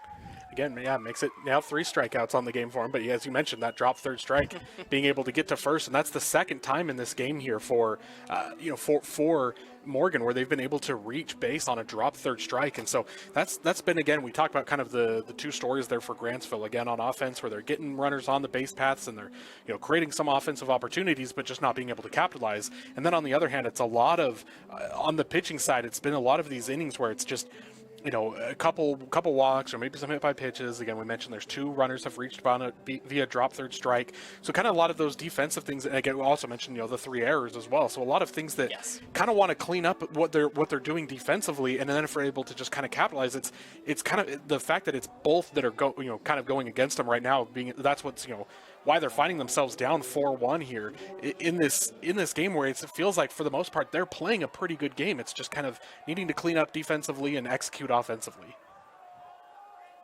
And I'd love to blame it on the weather, right? It's been weird. The fact that we're at BYU in the first place is because there was snow yesterday, right? We have to play on one of these artificial turf fields.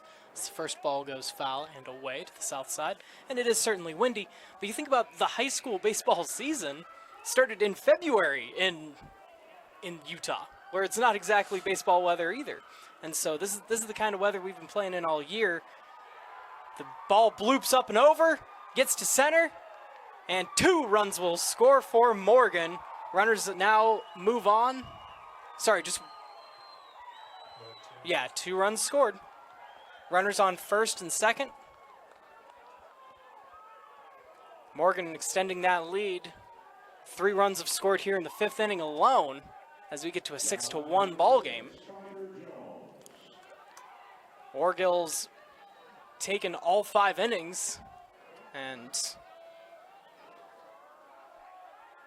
is up over around that 90 pitch mark. Another foul ball up and away.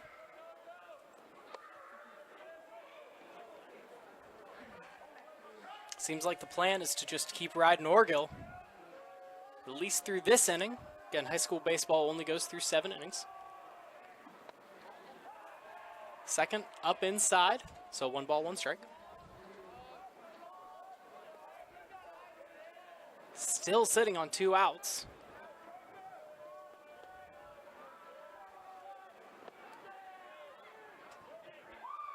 Ball into the dirt, and we're able to get a little steal from Riker Waldron, who moves from second to third.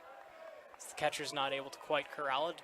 Again, the tan turf is a little bit different from the sand and the dirt that you usually play on. So getting used to handling that. Another one gets away from the catcher, and base runner's able to get from first to second. So yeah, whether it's passed balls or just losing track, those strike 3s getting away. Not the most conventional baseball game that we've seen. Ball 4. And as runners started off on first and second, if they just stayed there through the entire at-bat, everyone would end up where they are. But we slowly had 1 steal and then another, and then the walk advances.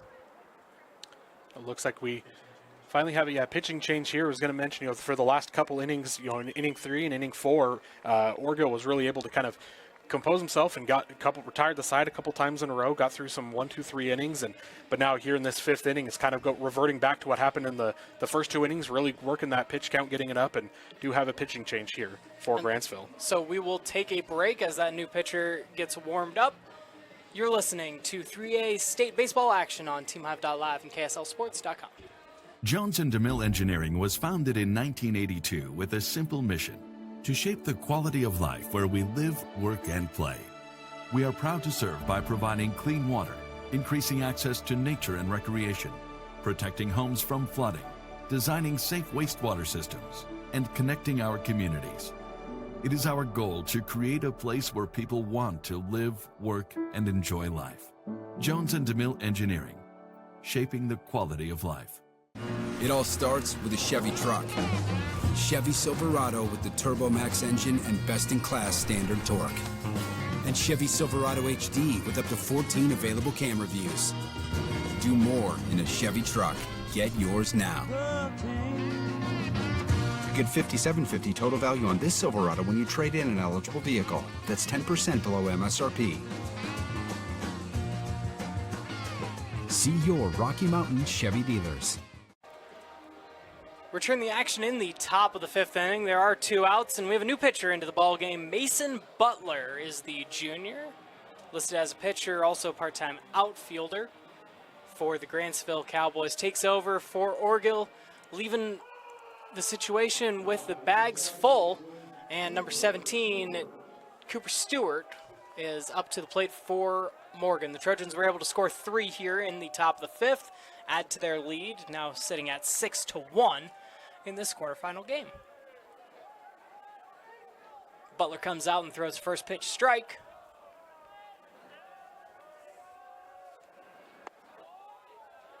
That one's a little too outside the zone. 1-1 count.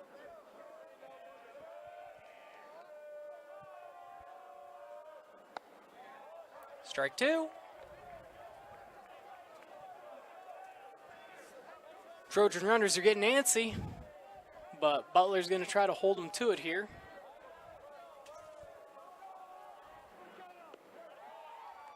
That one's close. Ball called. Even up the count. 2-2. 2 outs. Stewart yet to swing. Hoping it takes Butler a little more time to get acclimated here. His first swing does send the ball out to the south end of the park.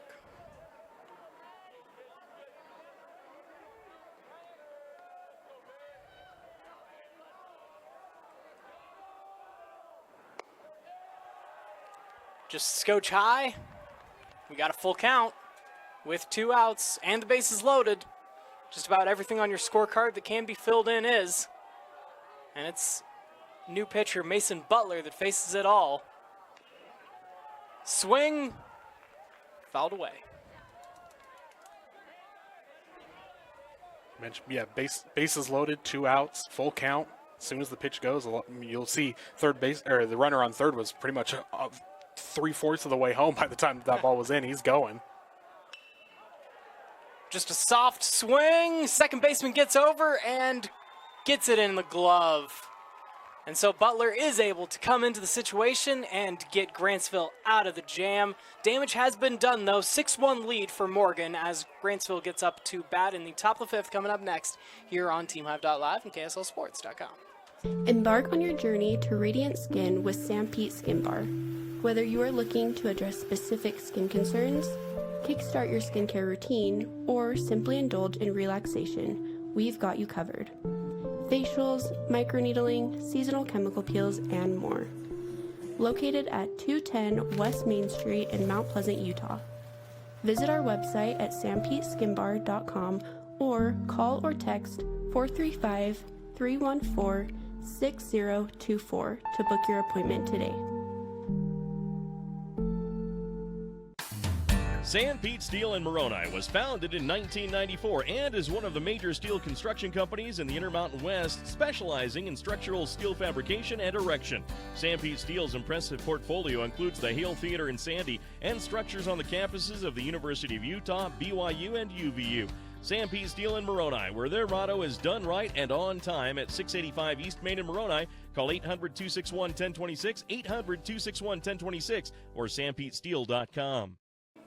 Grantsville up to bat in the bottom of the fifth inning. They got the first two hits of the ball game in the fourth, and they'll see if we can continue that momentum. They've seen bases loaded in the past two innings, and now it is leading off number 17, Peyton Cummings, in the middle of the order for the Grantsville Cowboys. Talbot still the pitcher. We saw Orgill unable to make it all the way through his half of the fifth inning, and Talbot comes out to start the fifth inning for the Morgan Trojans. Both pitchers were right in that 70 pitch mark to start the fifth. 1-1 count.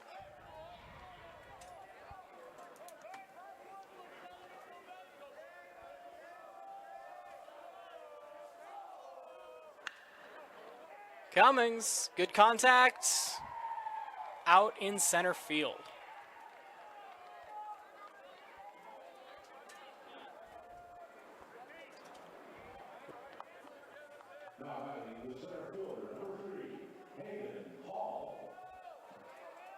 Talbot's had some good defense behind him here during the course of this game. First pitch, strike.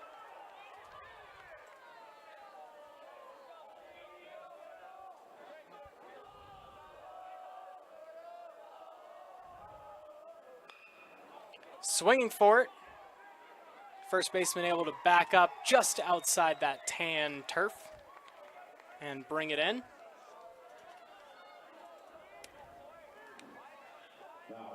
Again, fielders able to bring him in. 2 outs, already away. Next up is Webb. Easton Webb is a junior.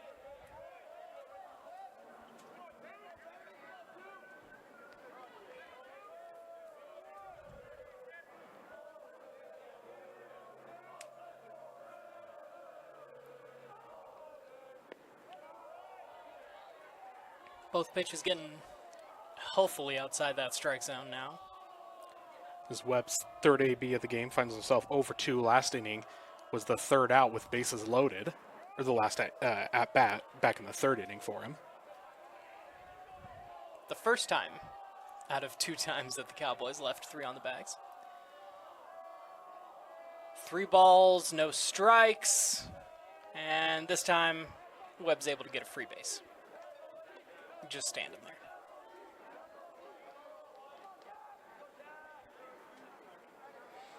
The catcher, Allred.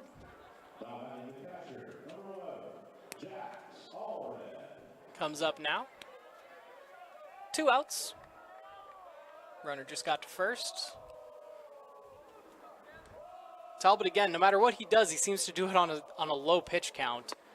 Even when it's walking a guy, he did it in 4 successive pitches. Allred here, he gets first pitch strike.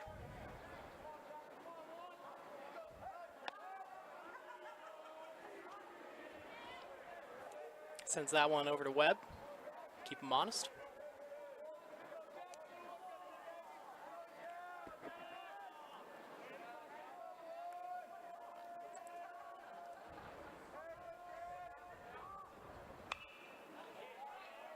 Big chop and swing. And it hits the awning above our broadcast booth.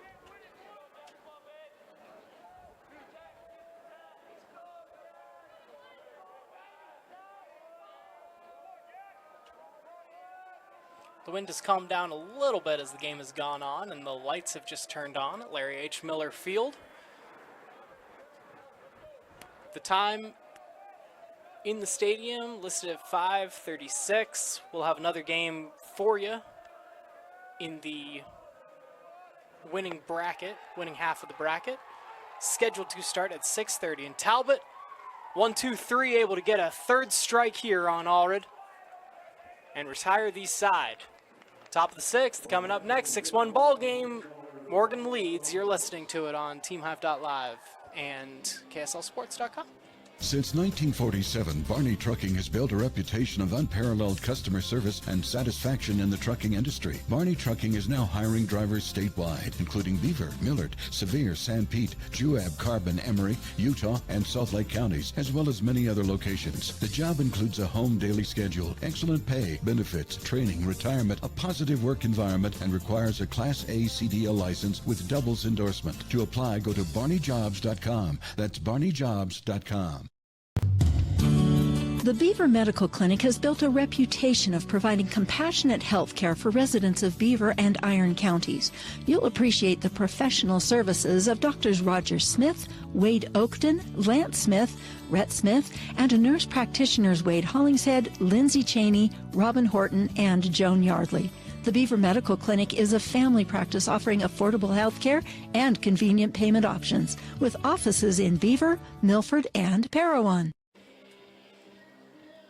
Morgan leads 6-1 over Grantsville. Now as we get to the top of the sixth inning, just 2 more innings to go here in this game in the quarterfinals of the bracket, the top end of this 3A state tournament baseball bracket. If you've been watching along, the game that concluded up at Salt Lake City Community College earlier today, Juab was able to move on in the one-loss portion of their bracket, and Manti well on their way to being able to move on for their side of it. They are leading against Union 18 now, 2-5 in the bottom of the third inning. You can catch that one also on TeamHive.live or KSLSports.com, just like where you're watching along to this game between Grantsville and Morgan.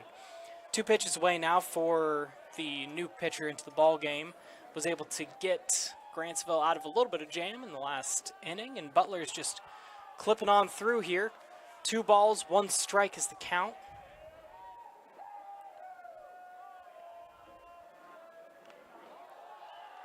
Sending it inside and clips Talbot, the opposing pitcher. And Talbot takes his base. Already at the top of the order again for the leading Morgan Trojans. 4th time through. And we get a pinch runner into the game for the pitcher, Talbot.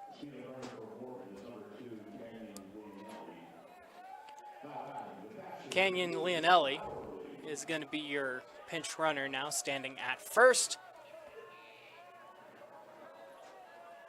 Luke Bowerly standing on that right side of the plate. And interesting, you mentioned Bowerly as the only lefty here in this game, but I was also noticing as he is the catcher, he catches right-handed, and when he's catching, has the glove in his left hand, throws with his right. So I wonder if he's a little ambidextrous here. Maybe he's a little bit of a switch hitter, or if he's just very one of those bats left, fields right type of players. Mm-hmm. The catcher Allred for Grantsville has a little problem with that one, and so we get our pinch runner that's able to advance to second. Bowerly was thinking about laying down a bunt. He's had that call a few times during the course of this game, where second pitch he gets ready. Has had a successful bunt to his name as well. Another ball called on Mason Butler. 3-1 count. Butler would have no problem if we implemented a pitch clock at the high school level. He's been moving through these at-bats. Bowerly sends it high away to foul territory.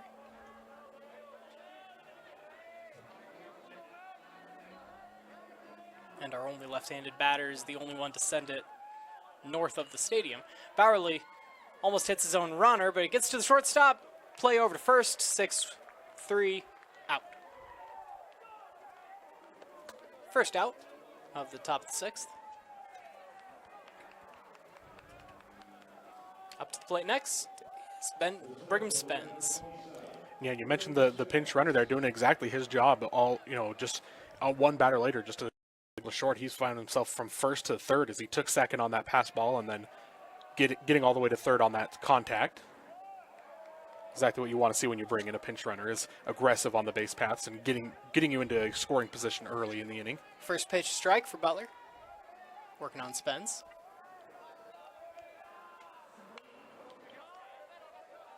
Foul ball back, makes it an 0-2 count.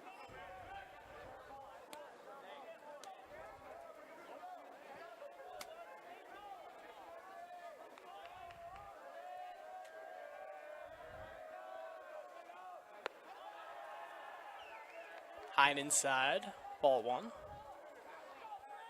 1 ball with 2 strikes, just 1 out, and as we mentioned, that pinch runner sits on the bag at third. Itching to come home. Spence golfing for it, but it dribbles out of play. Foul. By the time it had crossed the line, you saw Lanelli at home. So he's got some speed.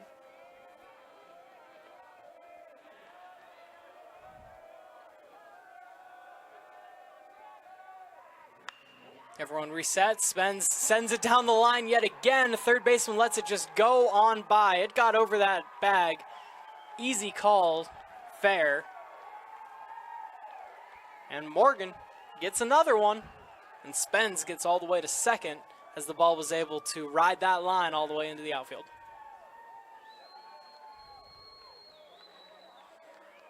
Spence trades in the batting gloves for the sliding gloves. And first baseman, number 28, Benjamin Harden, comes up with a runner already in scoring position. Just 1 out, top of the 6th. 7-1 ball game. First pitch, strike. I was kind of waiting for the official score to get a ruling on that one, and they did rule that as an E5, an error on the third baseman as it touched his glove. And then skipped past him. He just let it go. I mean, you could kind of see him, the way he was looking at it, he was expecting it to be foul. And it very much wasn't.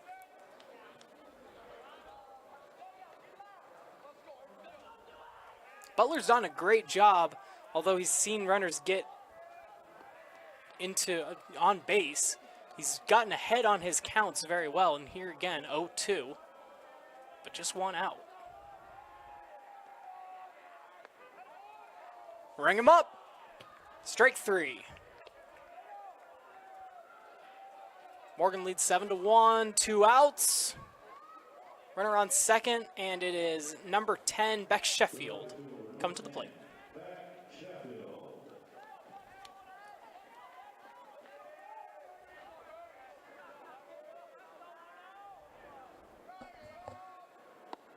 First pitch, strike. Stop me if you've heard it before. Mason Butler has a method to his madness.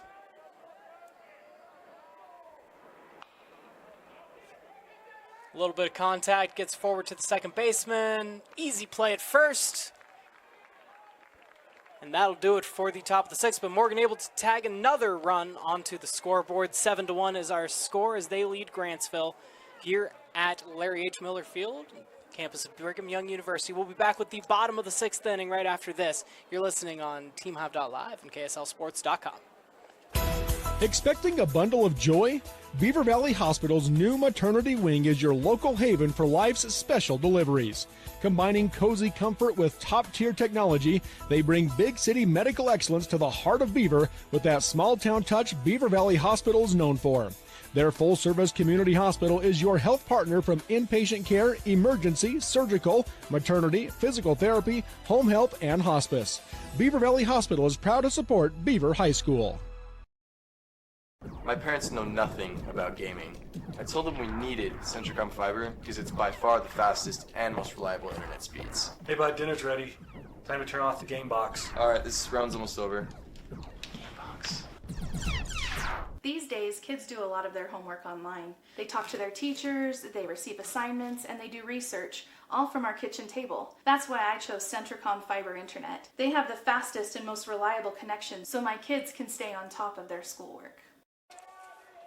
7-1 ball game. Morgan leads Grantsville in the bottom of the 6th. Now, the game that started at the same exact time as us, Manti versus Union at Salt Lake Community College, that score is 19-5, and they are just in the top of the 4th. Scoring runs apparently takes time. Talbot still the pitcher out here for the leading Morgan Trojans all the way into the 6th inning.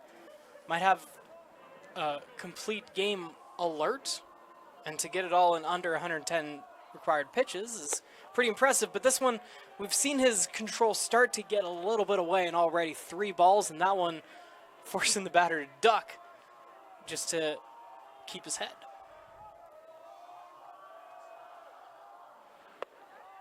And that one a little closer, but still high. And the first batter of the inning for Grantsville is able to reach after watching 4 balls go by. Next up is number 5, Crew Warren. We're back at the top of the order for the Grantsville Cowboys. David, what's Crew been able to do so far? This is his fourth AB. He's one for 2. He has a hit by pitch to start the game, and then in the 3rd inning, struck out looking on that one pitch that was kind of a little bit outside, and then in a couple innings ago in the 4th inning, did reach with a single. So 1 for 2 here for the 4th at bat. Talbot testing the waters over at first, and then throws a strike into Warren. 0-1.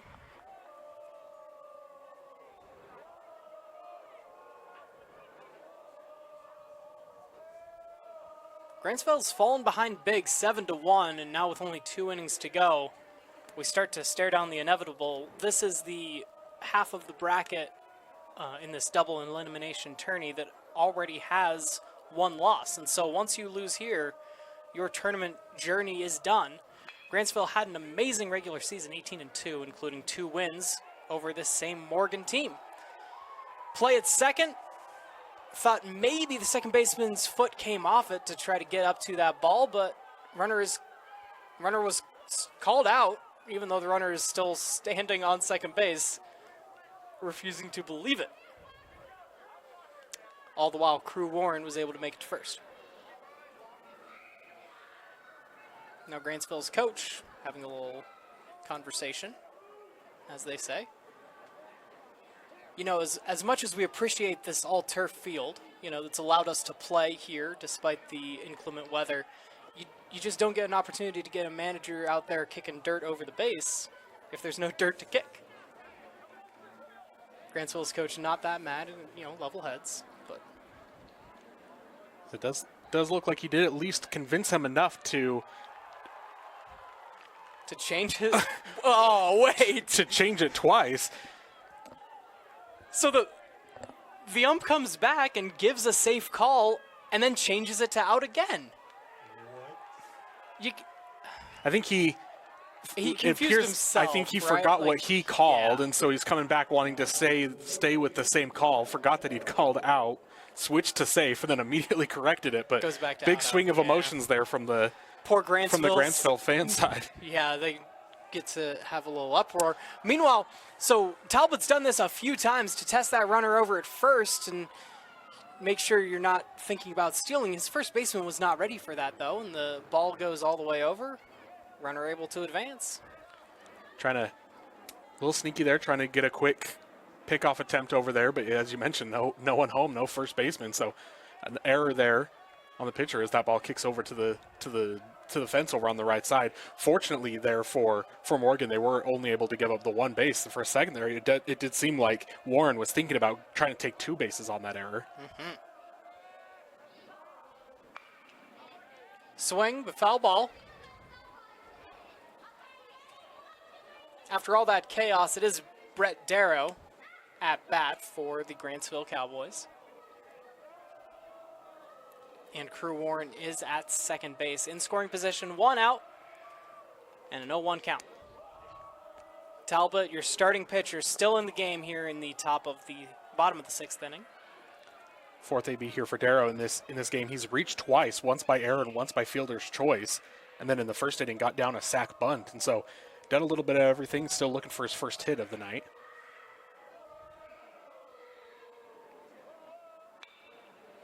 Swinging here, sending it out of the park. Foul, sorry. We've seen that a lot, right, in the same foul territory for a lot of these right-handed batters. Yeah, you mentioned there was a point, I've been kind of looking over there. At one point, I could see 3 different balls that were kind of sitting over in that area. It looks like someone's come and picked them up now. I don't see them anymore, but as you mentioned, that's at least a dozen or so that have gone over that way out of play over first base bag. Talbot thinking about the pick behind him as the second baseman comes in to cover the bag. Still working a 1-2 count on Darrow, 1 out. That one just a bit outside. But it's worth testing because that's been that area of the strike zone that sometimes they'll give to you, right along that line.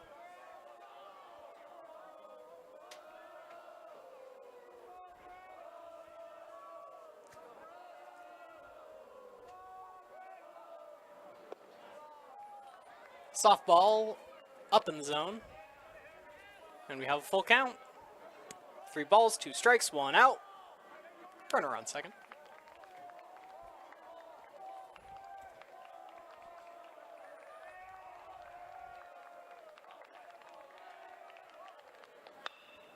Darrow, good contact. That one's going to drift foul. Almost over into that bullpen area of Larry H. Miller Field. The flag's been stick straight for almost this whole game. Wind blowing from north to south. So you get too much air under your ball, and that's what we see. Talbot high above the zone, and Darrow's able to take his base. Runners on first and second. Next up for Grantsville is Kyle Brimhall. Seniors had a lot of success on the season so far, batting third in the order.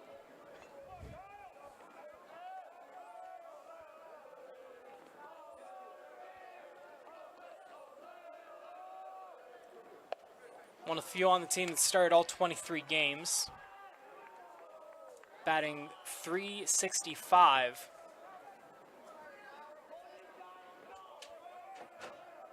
Tonight he's 0 for 1 with a strikeout there in the first. His last 2 ABs, reached on a hit by pitch and reached by walk. So again, another one of those. Been on base a couple times, still looking for the first hit. But he is the power hitter of the team, leads the team in home runs with 8 on the season. It's Orgill, the pitcher, who will be up next, that's second on the team in home runs with 7. So this is that area of the order. It's got some power Morgan's got to be afraid of. Second ball thrown by Talbot, 2-1 count. Still just 1 out. Runners on first and second.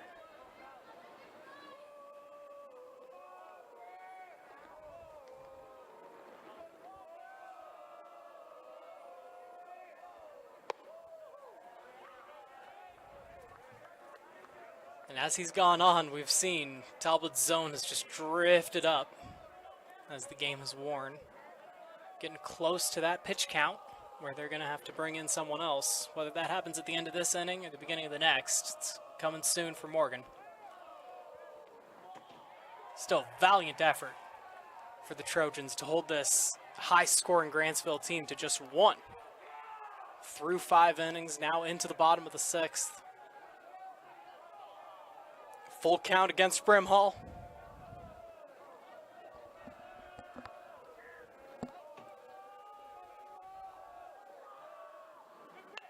Swing, hits the net behind him.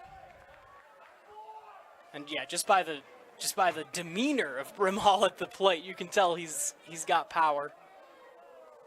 And he's looking for those big hits.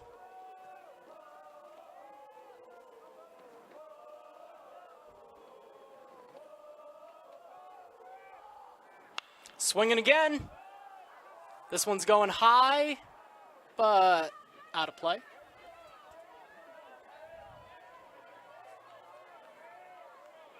Battling through the count. It's 3-1, 3-2 still. Full count. Mentioned earlier this inning about a dozen balls maybe going over that direction. I think we have another half dozen here that have been added this inning. A lot of foul balls. Well, a lot of the batters you could see as the pitcher, maybe a little bit of the energy is kind of wearing out. His put-away stuff isn't as strong as it had been earlier, so a lot of foul balls, a lot of late contact. And this one is going to get to the outfield, and it gets past the right fielder, and so he's got to double back. Brimhall was safely on first, no problem, but we were able to see Warren come home. Second run scored for the Grantsville Cowboys, and now runners on the corners. And, as we mentioned, Orgill, the starting pitcher, is back up to bat.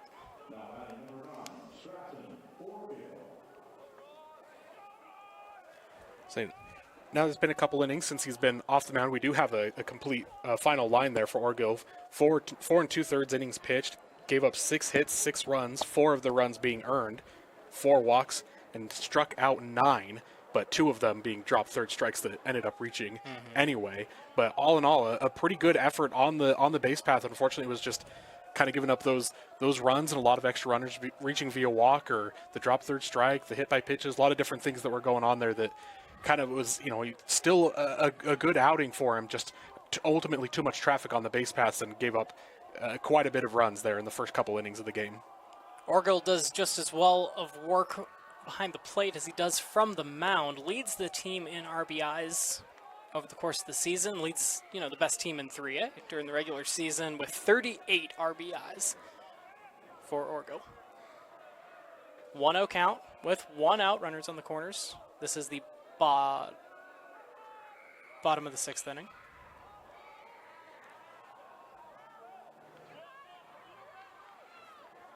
And that ball goes out of play to the south end of the park.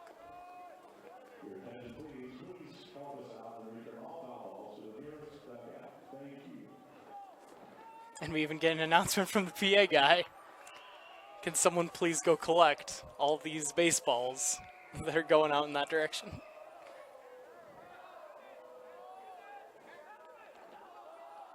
Talbot still working through and gets a strike here. 1-2 count. Back ahead on Orgill. On deck is Cummings.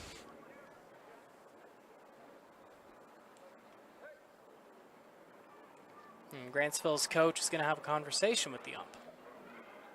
So we take a brief break.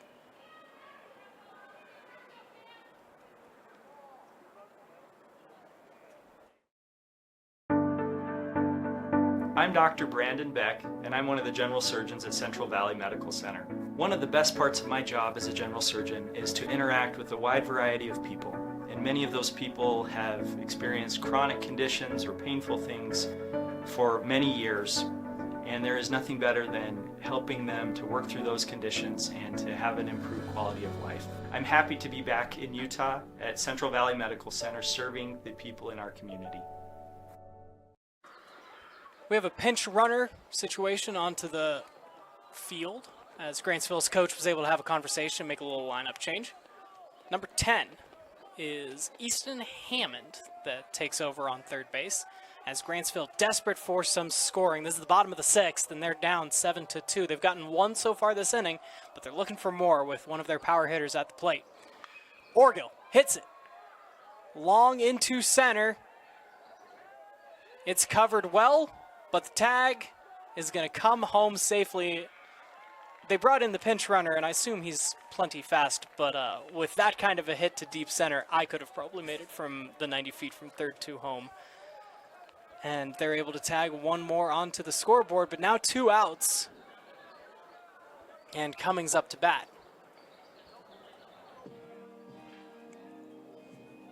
We'll have a little meeting at the mound as Talbot has lost a little bit of his stuff during the course of the game, but it's been 6 solid innings. We are going to get an official pitching change, so now we will take a short break. You're listening to 3A Baseball on TeamHive.live and KSLSports.com. Honey's Marketplace invites you to experience their refreshing variety and signature items. Honey's Marketplace features a wide selection of camping supplies, a garden nursery, and fresh floral department. Experience fresh-baked artisan breads and pastries in their bakery, and sushi made fresh every day. Get all this with hometown service you deserve. Fresh, friendly, and close to home. Honey's Marketplace, 260 East, 300 South in Kanab. For more than 3 decades, the Intermountain Power Project has served as a model of regional energy cooperation, generating and transmitting coal-fueled electricity to a diverse group of municipal utilities and rural electric cooperatives with operations across 6 U.S. states. Now Intermountain Power is expanding its role as a regional energy hub, including utilizing renewable energy resources. Intermountain Power is proud to support and invest in our central Utah communities. Visit IPAUtah.com to learn more about IPP Renewed. At CVMC Medical Clinics, our growing team of physicians and advanced providers are shaping what rural healthcare can be. With an array of specialties available in world-class orthopedic medicine, our footprint is always expanding to ensure our personalized approach is reaching as many as possible. Familiar faces and expert knowledge, all of our locations can offer your family full-spectrum care in one place. Available in Nephi, Santaquin, and Fountain Green. CVMC is the place where healthcare is made personal.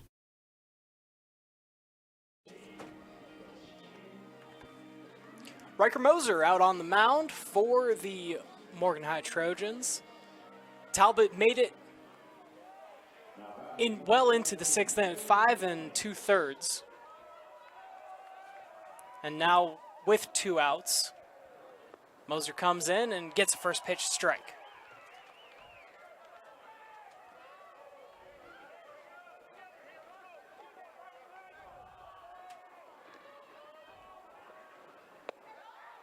Second, just a little bit outside the zone. Working, again, Cummings is up at the plate for Grantsville.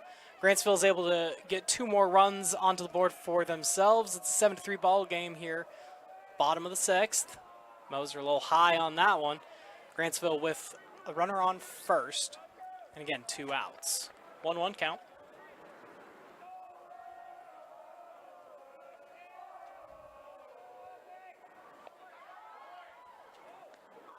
Catcher gets up, almost able to catch the base runner stealing. So good job on the snag there by Harden over at first base, preventing that from being another error kicking into right field. Moser's high on that one, and all of a sudden you bring a man in cold off the bullpen, and after 1 strike, it's 1, 2, 3, 4 balls, and Cummings takes plate. Runners on first and second as Grantsville is able to extend this bottom of the 6th inning, down 7-3. But proven they're not out of it and proven they're the 1 seed for a reason. Moser, first pitch strike. At the plate, Hayden Hall, the senior. We're into the middle of the order. 4th time through the lineup. And that's a 2nd strike. Hall disagrees. But now it's an 0-2 count, and that's a tough place to be with 2 outs. 2 runners on, and that's kind of been the story for Grantsville so far. They had back-to-back innings where they left 3 on. Hall's got a swing at this one. Goes back behind him and hits our awning over top of the broadcast booth. Still 0-2.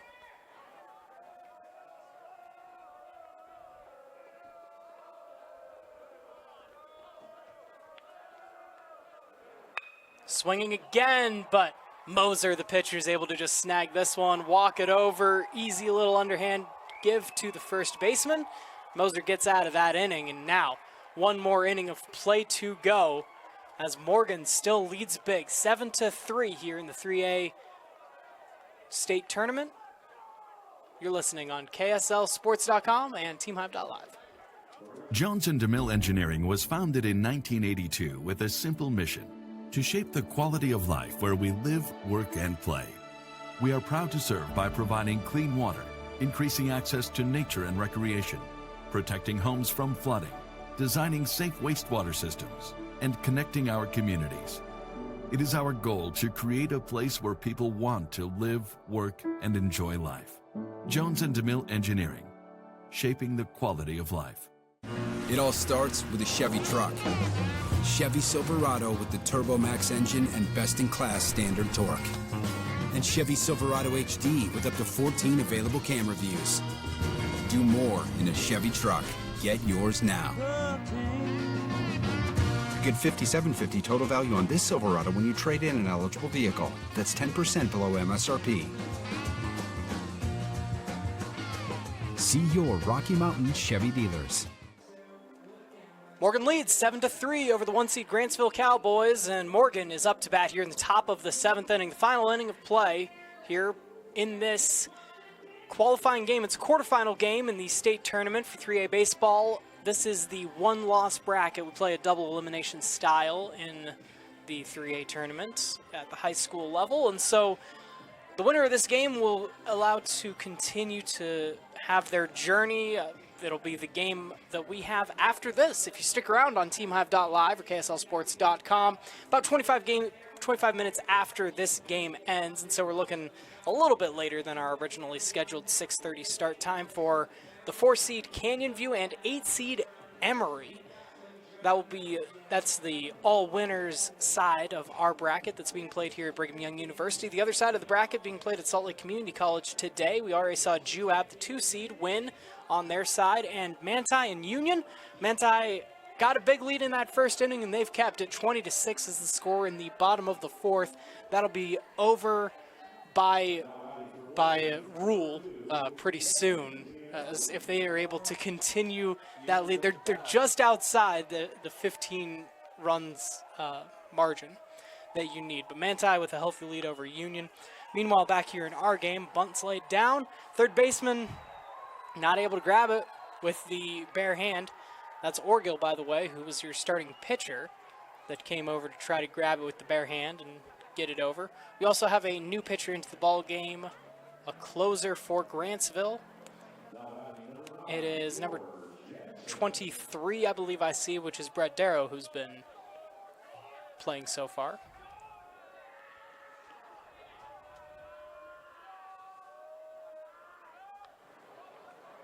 That was a strong bunt. Goes out into foul territory. George Jensen at the plate for Morgan. So as we were mentioning, that kind of cleans up this 3A bracket in the quarterfinal rounds. The winner of this game will be able to play the loser of Emory and Canyon View, which is the next game up from Larry H. Miller Field at the campus of BYU. After we play our games today, the remainder of the tournament will be played at Salt Lake Community College. If you're planning on coming up and supporting the high schoolers, that's where to go, and that's where to get your tickets for the remainder of this bracket. We've had to move around a couple times, find some stadiums that have this all-turf infield because of the inclement weather we've been getting. Sure, the calendar says May, and sure, we're playing baseball, which is a summer sport, but Mother Nature has had other plans for us all week long. Healthy hit to center field, but it's tracked down.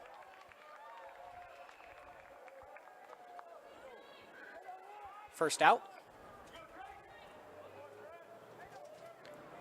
Also worth noting that it was number 2, Canyon Leonelli, who was a pinch runner a couple innings ago. He's stayed in the game, and he's the one that had that hit. It is now finds himself on first base, so substitution there. And now gets from first to second. And you can see when he came in as that pinch runner a couple innings ago, came in for his speed, and right there being able to steal second there on kind of the late throw getting over.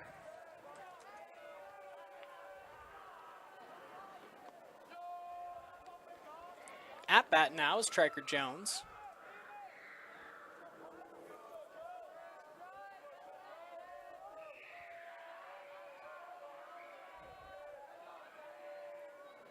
Darrow in as a closer, and he gets a strike there. 1-2 count. 1 out. And it is just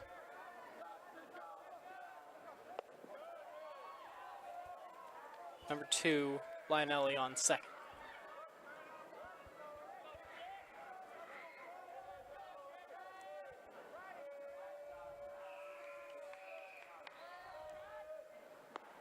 Swing and a miss for Striker Jones. That'll send him away. 2 outs away. Now up, Cooper Stewart. Trojans have that 7-3 lead, but still helps to get a little bit more buffer in your last inning of play. Top of the 7th.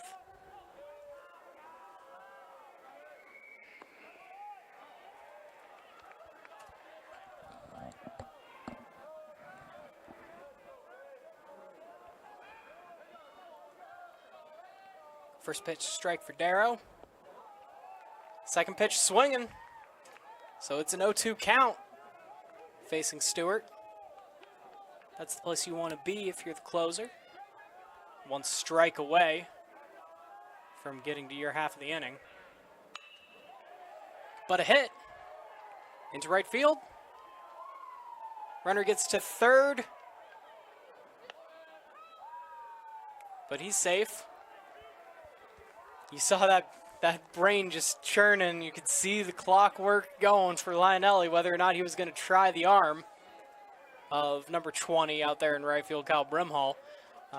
Almost caught in like pickle territory, and then eventually Brimhall guns it to third, but Lionelli gets back. Exactly. I mean, that was, if it was up to him, he was rounding third and he was coming home. It was late, saw his third base coach throwing up the stop sign, had to kind of slam on the brakes a little bit, and then as he mentioned, he was still kind of off the bag a little bit, still thinking about it, and ultimately great throw over from right field. Yeah. Nearly got him over there at third base, but gets back safely, and so yeah, with 2 outs, got runners on the corners. See, at the high school level, you never know who's got that kind of arm, you know? Like, can I try him? And then Brimhall proven that he has exactly the kind of arm to get you there.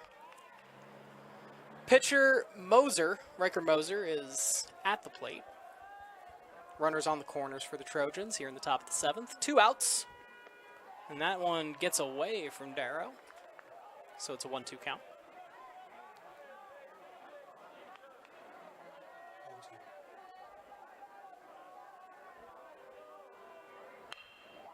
Hit.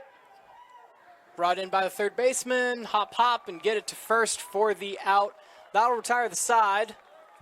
Trojans stuck at 7, and so we'll see if Grantsville has the comeback in him. Down 7-2-3 in the bottom of the 7th. Coming up next on TeamHive.live and KSLSports.com.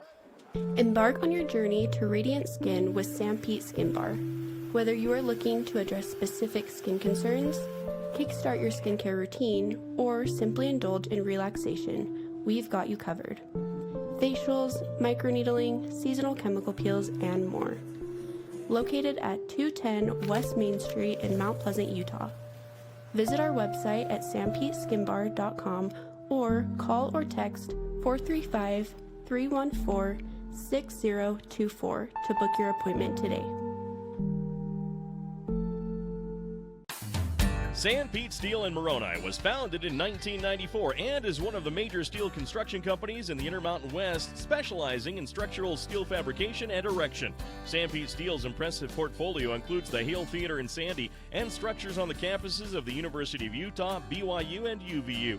San Pete Steel in Moroni, where their motto is done right and on time, at 685 East Main in Moroni. Call 800-261-1026, 800-261-1026, or sanpetesteel.com. Are you a new CDL license holder? If so, Barney Trucking would like to train and pay you to become a world-class truck driver on state-of-the-art equipment. They also provide you with reliable, courteous support, a fantastic wage, paid holidays, solid benefits, home daily schedules, paid time off, an excellent safety record, and respect. Dependable truck drivers have been Barney Trucking's #1 investment since 1947. Start your outstanding career by applying today at barneyjobs.com. barneyjobs.com. Now in the bottom of the 7th, Grantsville, the 1 seed in the 3A tournament, trails 7-3 against Morgan. And we are 3 outs away from that dream of a regular season coming to an end for the Cowboys. Chopped down, and Moser is able to gather it in as the pitcher, gets it over to first, and that's 1 out away. Allred, the catcher, is next up bat. What's Allred been able to do for Grantsville so far today, David? Allred, he finds himself over 2. He struck out looking in the 5th inning is his last AB. In the 2nd inning, he did have a walk and then had a line out in the 4th. So again, another one of those, doing a little bit of everything, still looking for that first hit. and watches the first strike go by as Moser gets ahead on the count, 0-1.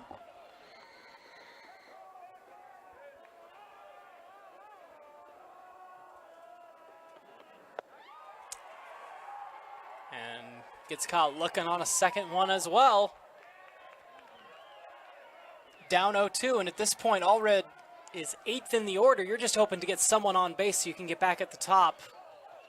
Give yourself a chance at this one, but bottom of the 7th, 7-3 is the score. And time's running out. Riker Moser's been brought in as a closer. And the catcher and the Morgan fans and a lot of people in the stadium thought he had just 3 strikes in a row there, but that called ball. 1-2 is your count with 1 out. No runners on. Moser throws it in. Allred fouls it away.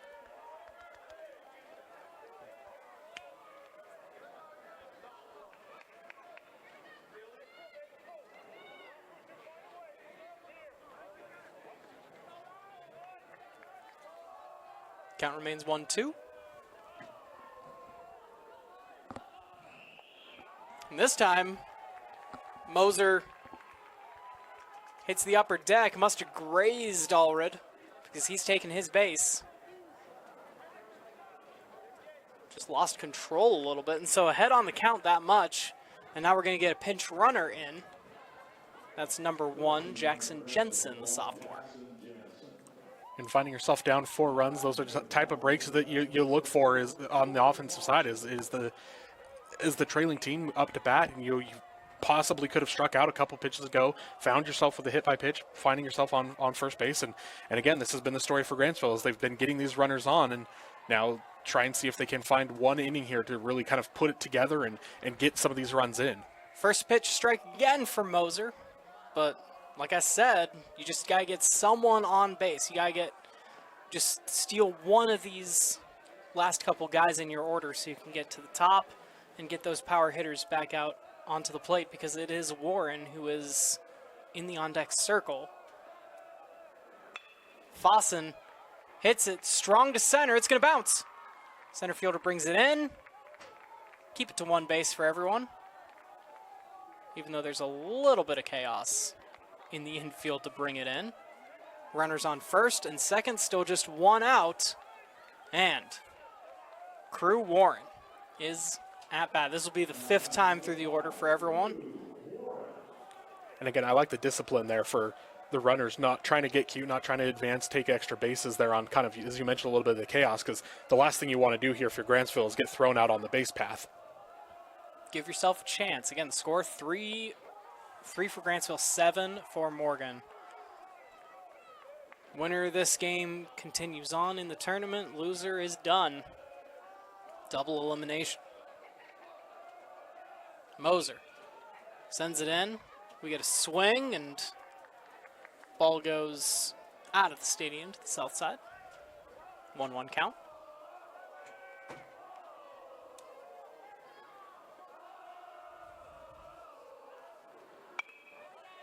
Warren's swinging at him, but another foul ball away makes it 2 strikes. Still just 1 out. 2 runners on, first and second.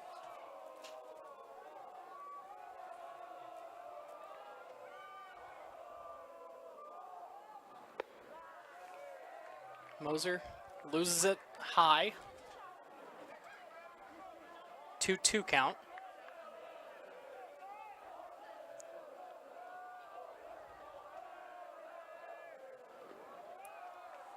Dirts that one, but the catcher stays in front of it.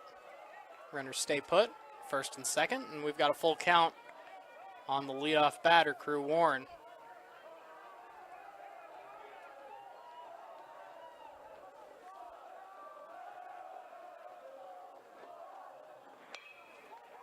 Warren hits it, contact, and it bounces.